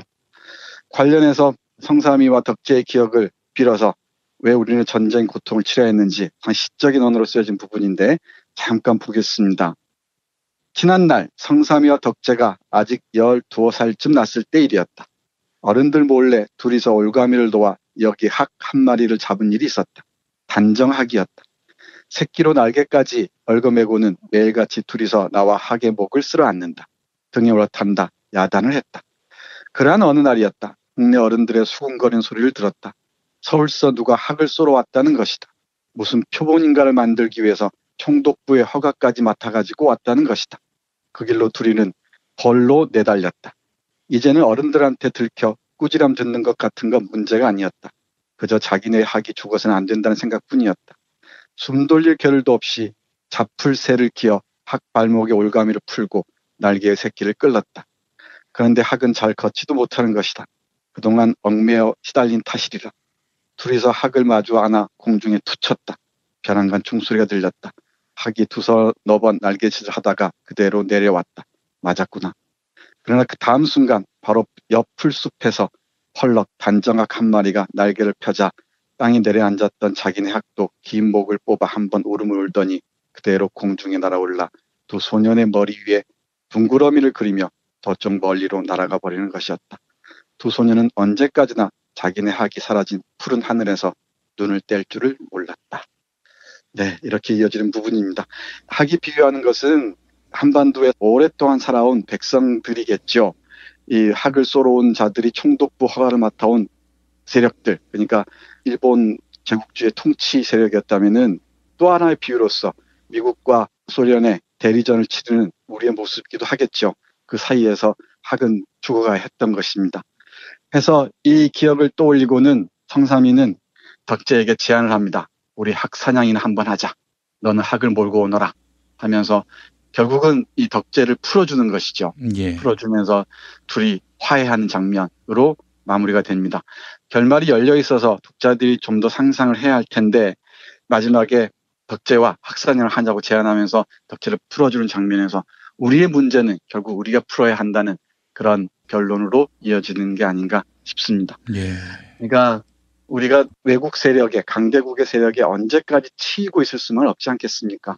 앞에서 말씀드렸지만은 남북 문제는 우리가 풀어가야 하는 게 정말 맞는데 문제를 언제까지 강대국의 눈치만 보고 있어야 할지 답답한 상황인데 우리가 주체가 돼서 이걸 뭐 운전자론이라고도 하고 뭐라고도 얘기합니다만은 어떻게든 풀어가는 하나의 의미 있는 실마리가 되기를 바랍니다. 그리고 이 남북 대화 국면이 어떤 말로 끝날 게 아니고 실효성이 있는 과정까지 이어지길 바랍니다. 이것이 또 촛불 시민들이 요구했던 사항이 아니겠습니까? 남북 문제가 풀려야 뭐 경제 문제부터 시작해서 사회 문제, 더 크게는 우리의 상상력의 문제까지 해결되는 게 아닌가 저는 그런 생각을 합니다. 이게 1953년 작품이네요, 교수님? 네, 그렇습니다. 전쟁 중에 쓰였습니다. 그 원고를 보면은 1953년 1월에 탈고를 한 것으로 되어 있습니다. 7월에 이제 말하자면 휴전협정이 있었고요. 네, 그렇습니다. 7월에 휴전협정이 있었는데 이 작품이 발표된 건 5월이었습니다. 그러니까 남북 적대감이 정말 최고조에 이르는 상황에서 우리 황순원은 휴머니즘적 관점에서 정말 우리 인간이란 무엇인가, 우리가 이 땅에 오랫동안 함께 살아왔는데 이 문제를 어떻게 풀어가야 할 것인가를 덕제와 성삼이라든 오래된 동물을 통해서 보여주고 있는 게 아닌가 싶습니다. 예. 그 사이에서 이 소설의 비유를 빌자면 얼마나 많은 학들이 죽어갔겠습니까? 때로는 표본이 되기 위해서 또는 의미 없이 그냥 피를 흘리면서 죽어간 얼마나 많이 죽어갔겠습니까? 한번 떠올려 보시면 좋을 것 같습니다. 마지막 구절이 때마침 단정학 2-3마리가 높푸른 가을 하늘에 큰 날개를 펴고 유유히 날고 있었다. 이렇게 적혀 있는데요.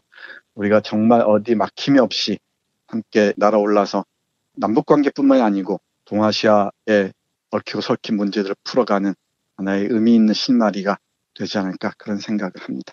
전쟁 와중인데 이런 소설로 곤욕을 치르진 않았나 모르겠어요. 네, 글쎄요. 뭐 시적이고 서정적인 소설이어서 거기까지 걸리지 않았던 것 같습니다. 아니 뭐 이념이 이렇게 극단으로 대립되는 시대에 이런 감성은 더 용서 못 받는 거 아닙니까?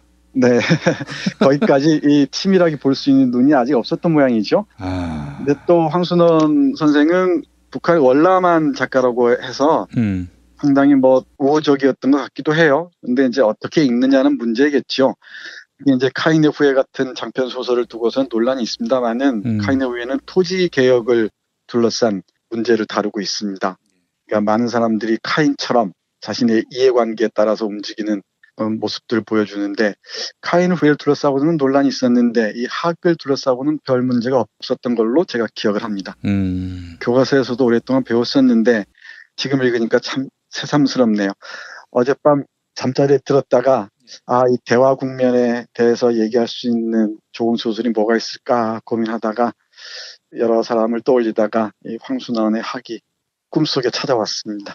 그래서 오늘 여러분들께 짤막한 단편소설 학을 통해서 우리 남북 문제가 해결되는 상황에 우리가 어떻게 정서적으로 대응해 갈 것인지 함께 생각해 보고 싶었습니다. 예, 알겠습니다. 자, 교수님 오늘 말씀 잘 들었습니다. 네, 감사합니다.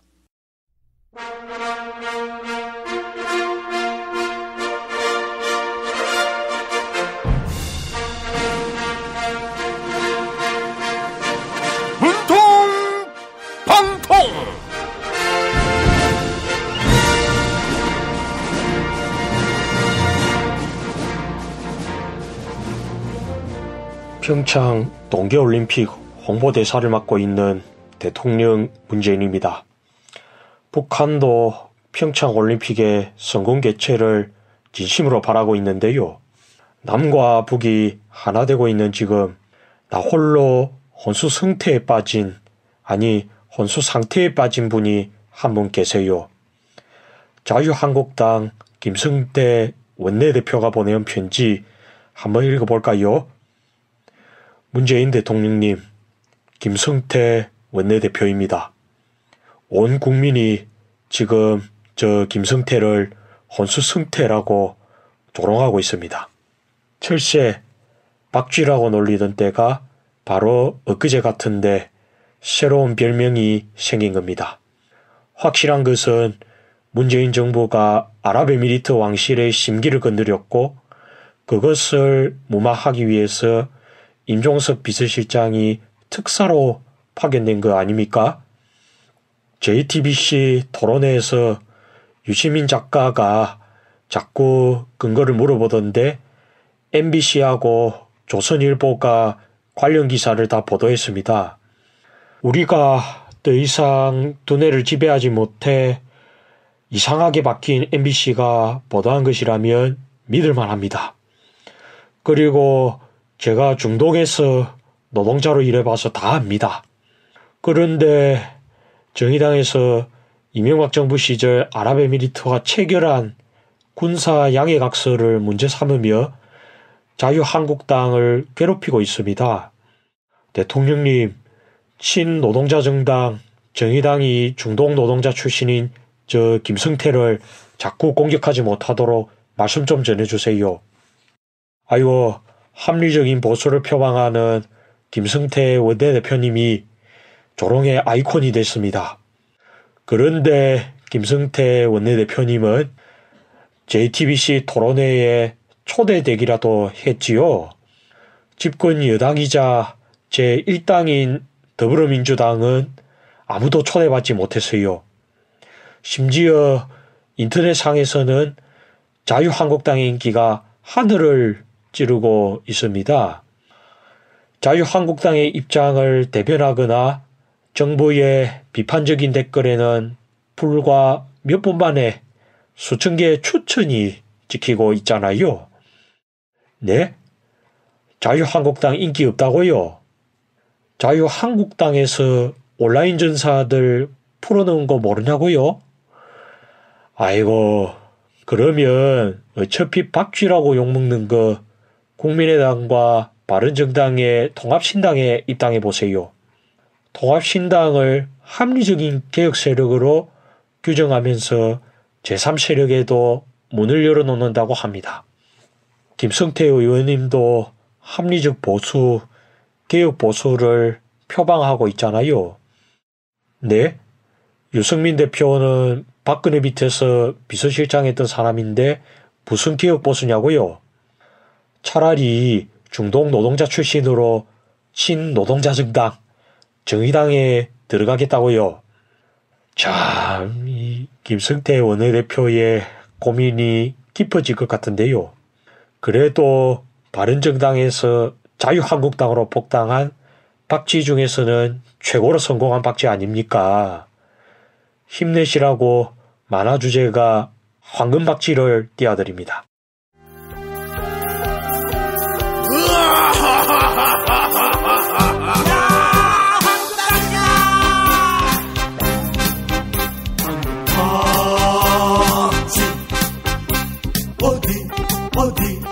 어디에서 오느냐 황금박쥐 빛나는 해골은 정의의 용사다 힘차게 나르는 실버배터 우주의 괴물을 전래시켜라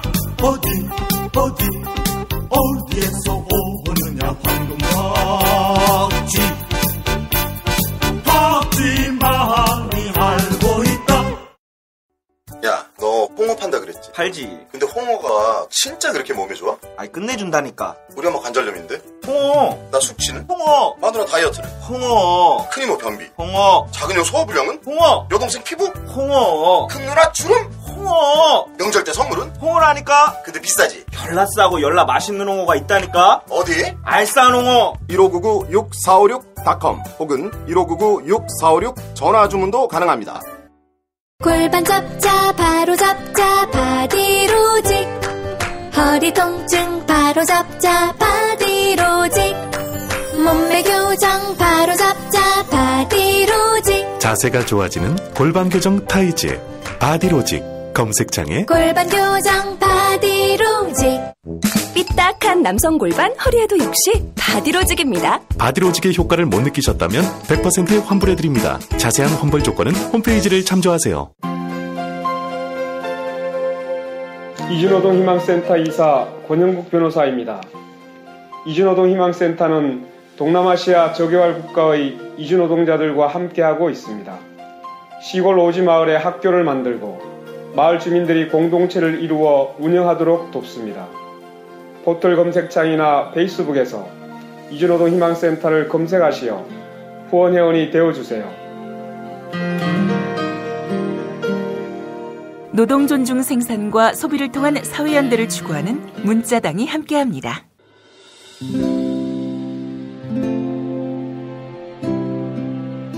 우리가 목사님은 우리 남북 관계에 있어서도 큰 정기를 마련해 주셨습니다. 늦봄 문익환 목사 탄생 100주년. 민주화와 통일운동을 위해 11년 4개월간 옥고를 마다하지 않은 행동하는 양심. 오늘 우리가 누리고 있는 이 민주주의 또 문익환 목사님 덕분이 아주 큽니다. 그가 24년 동안 살았던 서울 강북구 인수복로 통일의 집이 6월 1일 문익환 통일의 집 박물관으로 거듭납니다. 사람들이 이렇게 항상 북적북적 이렇게 했던 공간이라 아버지한테만 아니라 우리 모두들한테 굉장히 큰 의미가 있는 통일의 역사를 기억하며 통일의 길을 모색하는 문익환 통일의 집 박물관 기념사업 추진위원으로 함께해 주시겠습니까? 이건 단지 어떤 유가족들의 유산이 아니라 우리 시대가 가지고 있는 유산이기 때문에 자세한 안내는 포털 사이트에서 문익환 통일의 집을 입력해 주세요.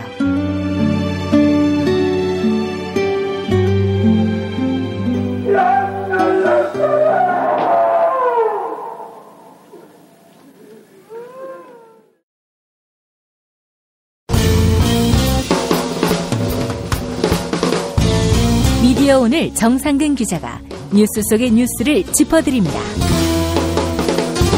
정상근 기자의 오늘 미디어.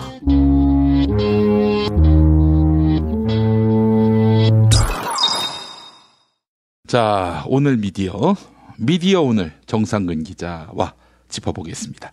정상근 기자님? 네, 안녕하십니까? 예. 이 국회 헌법개정특별위원회 자문위원회가 헌법 개정안 초안 중에 언론 관련 부분 정리하고 있다고 이야기가 나오던데요. 헌법 개정안 초안을 내놨잖아요. 이거 가지고 지금 조선일보가 매일같이 난리던데. 네. 그거는 아마 김용민 브리핑에서 잘 다루셨을 거라고 생각을 하고요. 아예 안 다루고 있어요. 그냥. 그래요? 그냥 일부러 무시하고 있어요. 네. 괜히 사실 저도 그냥.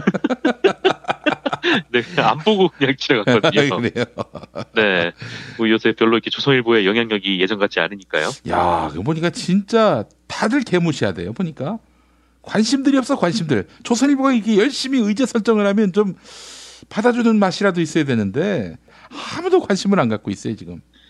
네, 그 조선일보가 불과 이제 몇 년 전이죠. 그 통일은 대박이다, 이런 얘기와 맞물려서 통일이 미래다 이런 시리즈를 내놨는데 거기에 대해서 미디어 오늘도 좀 관심 갖고 대체 얘네가 왜 갑자기 이런 얘기를 할까 그랬었거든요. 근데 올해 같은 경우에는 지금 1월 2일하고 3일에 자문위원회가 내놓은 헌법 개정안 초안을 얘기를 하는데 아무도 신경을 쓰지 않고 있습니다. 네.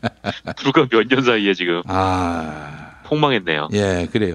하여튼 열심히는 하는데 이게 메아리가 없으니 아마 1등 신문은 옛날 얘기인가 보다. 이렇게 또 스스로 자각하지 않겠나 하는 생각이 듭니다. 글쎄요, 자각을 할지는 모르겠으나 아무래도 사람들은 과거 영광의 시절만 그리워하는 게 좀 그렇지 않겠습니까? 자, 어떻게 언론 관련 부분 구체적으로 그림이 나온 게 있습니까? 네, 언론 관련 부분에서 일단 저희가 파악한 바에 따르면 국회 초안에는 언론 자유 및 표현의 자유 권리를 보완하는 방향이 좀 들어가 있는 것으로 보이고요. 예.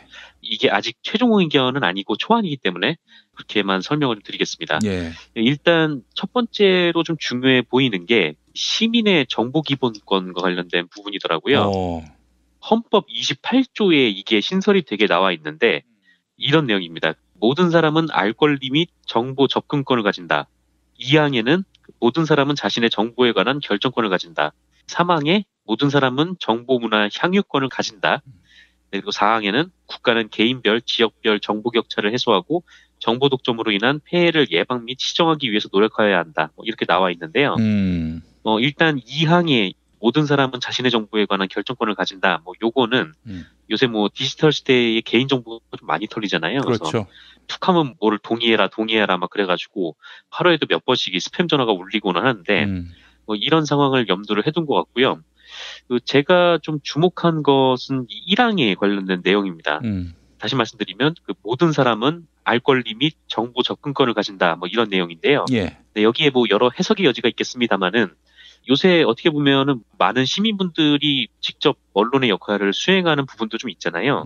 자신이 알아본 것을 뭐 온라인을 통해 확산시키기도 하고 이런 부분과 좀 맞닿아서 생각을 해보면 시민들의 정보 접근권을 좀 더 열어둠으로써 국민들이 직접 정보를 확인하고 판단할 수 있도록 하려는 방향으로 가는 것일 수도 있다. 뭐 이런 생각이 들기도 하더라고요. 물론 뭐 그렇다고 해서 뭐 지금도 그렇지 못하는 거는 아닌데요. 지금도 뭐 정보 공개 청구 등으로 할 수는 있죠. 그리고 뭐 이른바 뭐 고급 정보라는 것들은 출입처 위주의 언론 시스템에서 나오는 경우가 많아가지고 쉽게 시민들이 정보에 접근할 수는 없겠습니다만 그럼에도 불구하고 뭐 헌법으로서 그 권리를 보장해 주는데 좀 의의가 있는 것 같다. 그런 생각이 좀 들었고요. 그리고 또 이런 부분이 있어요. 언론 출판이 타인의 명예나 권리를 침해한 때에는 피해자는 이에 대한 배상 또는 정정 등을 청구할 수 있는 조항, 이런 조항도 들어가 있다고 합니다. 지금도 있는 거 아니에요, 그건? 헌법에는 없어요. 아, 법률로는 있는데 헌법은 없다. 그렇죠. 요거 관련돼서 논의를 할 때 자문위원회에서도 여러 가지 고민을 했나 봐요. 그래서 만약에 이제 제3자, 그러니까 저 언론이 누구의 명예를 훼손한 것 같아라고 판단한 제3자가 배상 또는 정정을 청구할 수 있는 권리도 넣을까 말까 고민을 한 걸로 보이는데 뭐 이렇게 되면 지나치게 또 남발이 될 걸로 예상이 돼서 피해자 당사자만 청구할 수 있는 그런 조항이 들어가 있다고 합니다. 아니 근데 그걸 뭐 굳이 헌법에까지 넣을 이유가 있나요? 그러면 예를 들어서 저희가 MB를 우선거리로 만든다든지 뭐 이렇게 할 경우에 그러면 위헌 행위를 한 거 아닙니까? 위헌 행위, 헌법 파괴 행위를 한 거 아니에요? 예? 뭐 어떻게 보면은 그렇죠. 이게 뭐 실정법으로는 어떻게 보완이 될지 모르겠는데 지금도 사실 실정법에는 사실적 시에 의한 명예훼손도 있고 이를테면 이제 좀 공인이라든지 아니면 뭐 권력을 가진 사람들 뭐 이런 사람들에 대해서는 어느 정도 감안을 해주는 그런 부분들이 좀 있죠. 그래서 그런 거를 좀 계산을 하면 이 헌법에 담긴 이 부분에 대한 관련된 내용은 일반 시민들, 뭐 대한민국 국민들, 뭐 개개인이 언론이나 이제 출판 등을 통해서 명예를 훼손당할 경우에 청구를 할 수 있는 그런 이제 권리가 있다. 뭐 이렇게 얘기를 해주는 정도 그렇게 생각하면 될 것 같습니다. 어떤 선언적인 개념적인 선언이라 하겠군요. 그러니까 헌법으로 개인의 명예와 인권이 보장되도록 한다 이런 측면에서. 네, 뭐 그렇습니다. 그거를 권리 보장 측면이고 사실 뭐 실정법 상으로는 이미 있기도 해서 이게 뭐 무슨 의미가 있겠냐 하다마는 그럼에도 불구하고 뭐 헌법으로서 기본권으로서 존중하는 부분은 조금 다를 수도 있죠. 네. 그리고 또 하나가 있는데 정부 조직 개편 관련 내용도 들어가 있어요. 그래서 이 안에 따르면 지금 방송통신위원회가 있는데 요거를 언론통신위원회로 개편을 하는 안이 있거든요. 이명박 때 방송통신위원회를 만들고 박근혜 때 미래창조과학부를 만들어가지고 지금 언론 관련 업무가 뭐 문화체육관광부에도 있고 뭐 방통위에도 있고 뭐 지금은 미래부에도 있고 이렇게 완전히 혼재가 돼 있었는데 요거를 좀 합쳐야 된다. 좀 그런 의미인 것으로 보이고요. 이런 것들은 그동안 뭐 학계에서 얘기를 했던 것과도 유사한 점이 좀 많은 그런 안이라고 합니다. 예, 알겠습니다. 하여간 헌법이 국민의 기본권을 보다 보장하고 신장하는 방향으로 나간다는 점, 이 점은 다행스럽고 또 고무적인 일이라고 생각이 드는데, 부족한 부분은 없는지, 혹은 악용할 여지는 없는지, 이 부분도 한번 상세히 따져볼 필요가 있지 않겠나 하는 생각도 해봅니다. 근데 자유한국당이랑 이 얘기가 잘 논의가 될지 모르겠네요. 자유한국당이 반대할까요? 네이버에서 자기들에 대한 명예훼손, 모욕성, 그런 댓글들 이거 가만두면 안 된다. 이 과거엔 실컷 이용했던 자들이 지들이 야당 되니까 이제 비로소 눈을 뜨게 됐어요. 이거 제재하지 않으면 안 된다 이렇게 얘기하고 있는데 여간 전 그 부분은 동의할 수 있을 거라고 생각이 들고요. 네, 그쪽에서 보기에는 댓글 같은 경우는 이제 나란 일로 대할 정도로 이제 큰 일이니까. 개헌에 있어 언론 관련한 부분에 소수 매체들의 공익적인 역할들 이런 것들을 좀 보장해주는 방향도 한번 거론해주면 어떨까 하는 생각도 있어요. 그러니까 이제 정보 접근권이 제한돼 있는 소수자, 약자를 위한 그런 매체들은 또 국가가 이렇게 뒷받침해 줄 수 있는 방향으로 공공의 역할을 할 수 있도록 이렇게 또 관심을 가져주는 방향은 어떨지 하는 생각도 들고요. 그러게요. 이게 뭐 거대 언론들이 출입처를 구성을 해서 뭐 기자단을 구성을 해서 정보를 캐내오는 좀 그런 형식들이 굉장히 좀 다반사였던 거잖아요. 지금까지. 그래서 뭐 작은 언론들은 그 기자단에 끼지 못하면은 정보를 접근하는데도 제한이 있고 굉장히 좀 문제가 많으니까요. 그런 내용을 해서 뭐 작은 매체 뭐 특히나 장애인이나 뭐 이런 좀 소수자, 약자들에 관련된 뭐 기사를 쓰는 그런 매체들 같은 경우에는 좀 더 좀 쉽게 정보에 접근할 수 있는 그런 권리를 보장해주면 좋겠다는 생각도 저도 듭니다. 알겠습니다. 자, 다음 이야기 한번 해보겠습니다. MBC 사과 후폭풍이 계속되고 있네요. 그렇죠. 뭐 MBC가 예정대로 2일에 사과 방송을 했는데요. 다시 말씀드리면 1일 개헌에 대한 시민들의 생각을 전하는 리포트에서 자사 인턴 기자로 근무했던 사람 그리고 기자의 지인 이렇게 인터뷰를 해서 이제 시민 인터뷰인 것처럼 내보냈었던 겁니다. 그래서 박성호 앵커는 2일 방송에서 사과를 했는데 툭 까놓고 얘기를 하더라고요. 그래서 기자가 자신의 지인을 섭외해서 일반 시민 인터뷰로 방송한 것은 여론을 왜곡할 우려가 있는 보도 행태일 뿐 아니라 취재 윤리를 명백한 위반한 행위다. 시청자 여러분께 깊이 사과드린다라고 얘기를 했습니다. 자체 조사 결과로는 해당 기자들이 인터뷰 도중에 뭐 특정한 내용의 발언을 유도하거나 부탁한 사실은 없는 것으로 확인됐다. 뭐 어제 말씀드린 뭐 그대로 나왔는데요. 그렇지만 보다 객관적이고 명확한 사실관계를 파악하기 위해서 한국방송학회에 경위조사를 의뢰했다. 이렇게 밝혔습니다. 아니 근데 MBC는 이런 기자윤리에 대한 교육을 안 합니까? 글쎄요. 이게 굉장히 좀 문제가 있는 건데 언론에서 좀 비일비재한 일이라는 얘기도 하더라고요. 뭐랄까 하여튼 시민 인터뷰를 따야 되는데 급하게 이게 잘 안 나왔을 때 그때 뭐 지인이나 아니면 지인을 통해서 소개받은 이제 모르는 사람 그런 식의 취재를 많이 하는데 요거 같은 경우에는 자신의 지인도 들어가 있고 또 인턴 기자 출신이 또 들어가 있어서 또 문제가 된 거고 뭐 그렇지 않다고 하더라도 뭐 자기 지인들을 취재에 동원하는 것도 문제죠. 하여튼 시민들의 반응을 알아보고 싶으면 직접 시민들한테 찾아가서 그 반응을 따야 되는데 요렇게 뭐 지인을 통해서 하는 게 관습처럼 남아있는 부분이 또 있다. 그렇게도 얘기를 하더라고요. 사실 지금 하신 말씀에 동의가 되는 부분이 MBC 이 같은 보도에 대해 다른 TV 방송들이 집단적으로 문제 삼지 않는 거 봐서는 지들도 열심히 하고 있는 일인 것 같아요. 보니까. 그렇죠. 이게 뭐 저도 이제 집회 취재 같은 걸 많이 해봤는데 집회 취재 같은 거는 되게 쉬워요. 그러니까 어차피 다 한 목소리를 내기 위해서 나오신 분들이고 또 이렇게 다 모여 계시기 때문에 어떤 부분에 대해서는 다 얘기들을 하신다는 거죠. 그래서 뭐 10분, 20분 이렇게 물어보면 거의 대답이 나오기 마련인데 개헌이랄까? 하여튼 이런 부분 같은 경우에는 취재원을 찾기가 쉽지 않지 않았을까 그런 생각도 드는데 뭐 그렇다고 해서 그러니까 인턴 기자까지 동원을 해서 요새는 인터넷이 너무 발달해가지고 저 사람이 어디 나왔던 사람이라는 걸 뻔히 아는데 굳이 그 사람을 또 집어는 좀 의아한 행동이죠. 그래요. 뭐 저도 사실 예전에 그 비슷한 일을 해서 통렬하게 사과를 드린 적이 있었죠. 예전에 이제 새해 해맞이 일을 그 리포트한다고 전날에 가서 그 현장음을 녹음해 와가지고 스튜디오에서 마치 중계차 연결한 것처럼 했다가 아주 크게 제가 한번 사과를 드린 일이 있습니다. 한 뭐 20년 전 일이긴 한데 뭐 라디오라고 해서 사람들이 모를 거라고 생각하고 그랬던 점들 이건 뭐 변명할 여지가 없습니다. 이거는 정말 사과를 드릴 일인데 아무도 모르는 일이었지만 여하간 이거는 뭐 제 양심이 참 용납하지 않는 일이기도 하고 그래서 다시 한번 머리를 숙여 사과드리긴 하는데 이참에는 이제 우리 시민들 특히 언론 수용자 대신 우리 촛불혁명을 일으킨 시민들에게 이런 기만술로 눈과 귀를 가리려 한다. 두 번 다시 생각도 해서는 안 될 일이라고 전 뭐 말씀을 드리고 싶고 일반적으로 정치 기사 쓸 때 땡땡당 관계자에 따르면 이런 기사 땡땡당 관계자가 실은 기자 본인 아닙니까? 뭐 그렇게 뭐 쓰는 사람들도 뭐 있을 수도 있겠죠. 많이 있어요. 땡땡당 관계자가 실은 자기인 그런 기자들도 반성하면서 이게 정말 작은 부정도 저질러서는 안 되겠다라는 다짐을 해야 될 것 같습니다. 지금 국민들이 어떤 국민들인데요?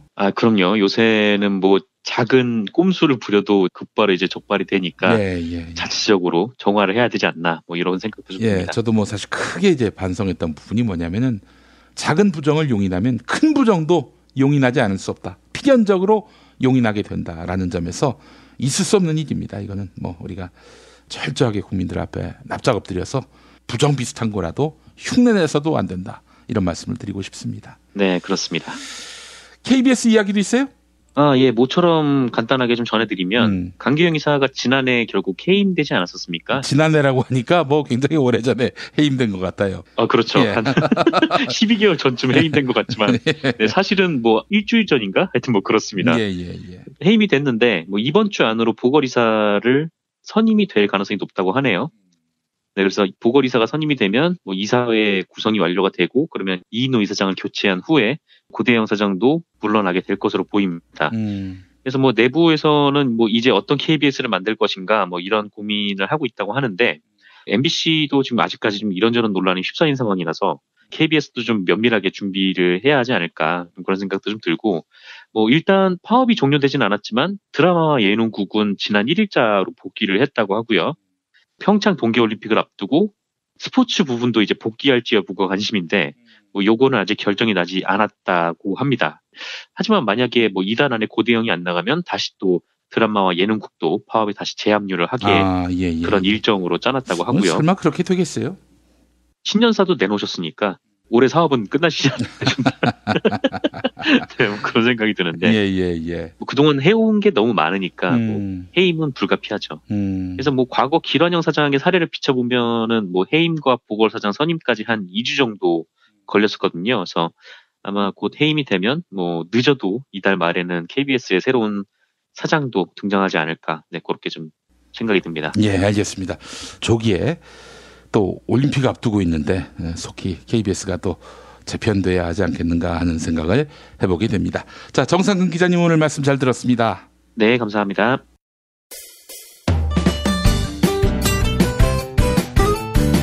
뉴스 폴앤메리로 함께하는 시간입니다. 팔로워 90만이 넘는 김용민 트위터 계정에서는 매일 설문조사가 진행되고 있는데요.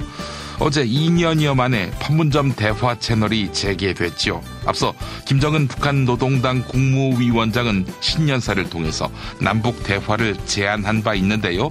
이에 자유한국당과 조선일보를 포함한 보수 진영은 남북 대화는 북핵 문제 해결을 전제로 이루어져야 한다. 이렇게 밝히며 사실상 남북 대화에 거부감을 드러내고 있습니다.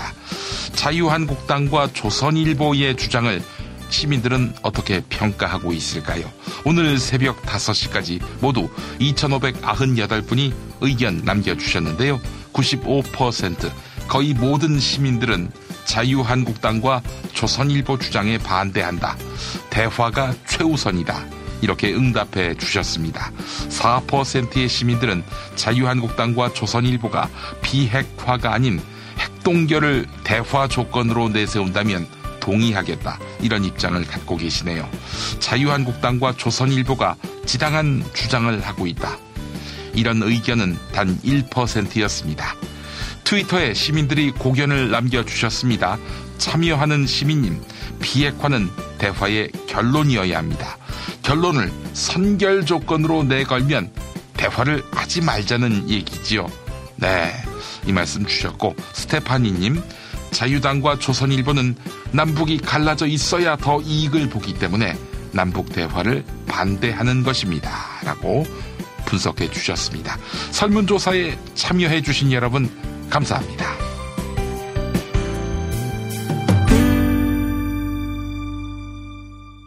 김용민 브리핑 뉴스특기 능력평가 정답 맞히신 분들 소개합니다. 정운찬 신임 야구위원회 총재가 이 구단 팬으로 알려졌죠.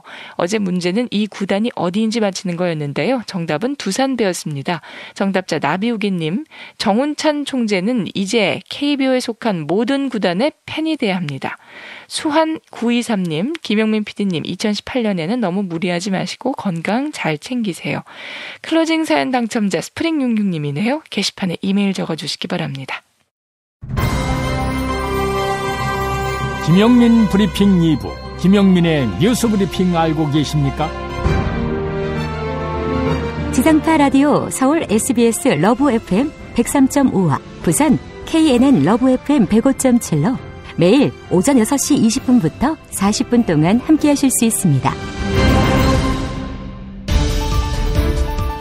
새벽에 나온 새 소식, 당일 대한민국을 뒤흔들 핵심 이슈, 김용민의 뉴스 브리핑에서 미리 만나실 수 있습니다.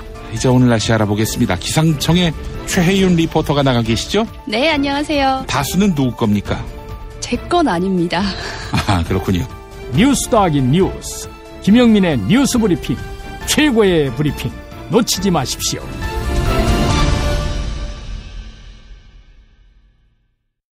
도올 김용옥 선생의 마가복음 강해로 여러분을 초대합니다. 이 마가복음이라는 게 대단히 중요합니다. 왜냐하면 복음서의 원형이기 때문에. 원형. 매주 일요일 아침 11시 서울 서대문구 충정로 20, 서울 지하철 충정로역 9번 출구 앞에 있는 벙커원에서 도울과 만나세요. 율법을 믿으시겠다고? 신약이 율법의 완성이라고? 얼어빠질 그따위 기독교 내 입 앞에서 제발 입도 뻥끗 터지지 말아요. 그런 소리들은. 벙커원 교회 일요일 예배를 겸하는 이 자리. 도울이 진리와 생명이었던 예수를 원형 그대로 복원합니다. 그 십자가를 과감하게 걸머지고 돌아가신 예수를 말하지 아니하고 믿으면 너는 금방 축복받을 일만 남았다. 이게 한국 목사들 99%의 거짓말 설교예요. 도울의 마가복음 설교는 따로 녹화 녹음되지 않으며 현장에서만 만나실 수 있습니다.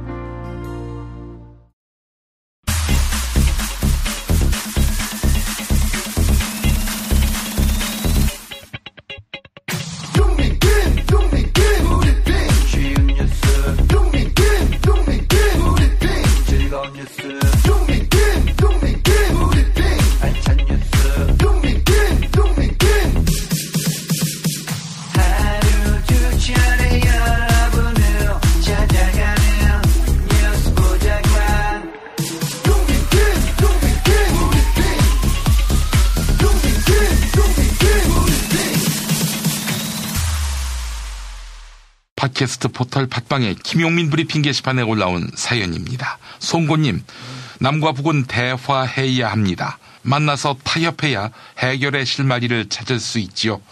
답답한 야당은 제발 입을 닫고 있었으면 합니다. 라고 하셨고, 스프링 66님, 언론이 기계적 중립이라도 지키게 하면 앞으로 개혁 정권에 적극 협조해야 합니다. 그동안 이명박 정권과 박근혜 정권에 부역했으니 말이죠. 네, 사실 기계적 중립도 노무현 정부 때나 가능했던 중립 아닙니까? 박근혜, 이명박 시기에는 기계적 중립, 권력이 그걸 허용했습니까? 기계적 중립, 이게 노무현 정부를 무너뜨렸다면 생각을 달리 해야지요. 기계적 중립은 제가 봤을 때는 비겁함의 뒷면일 뿐입니다. 2018년 1월 4일 목요일 김용민 브리핑 모두 마치겠습니다. 애청해주신 여러분 감사합니다.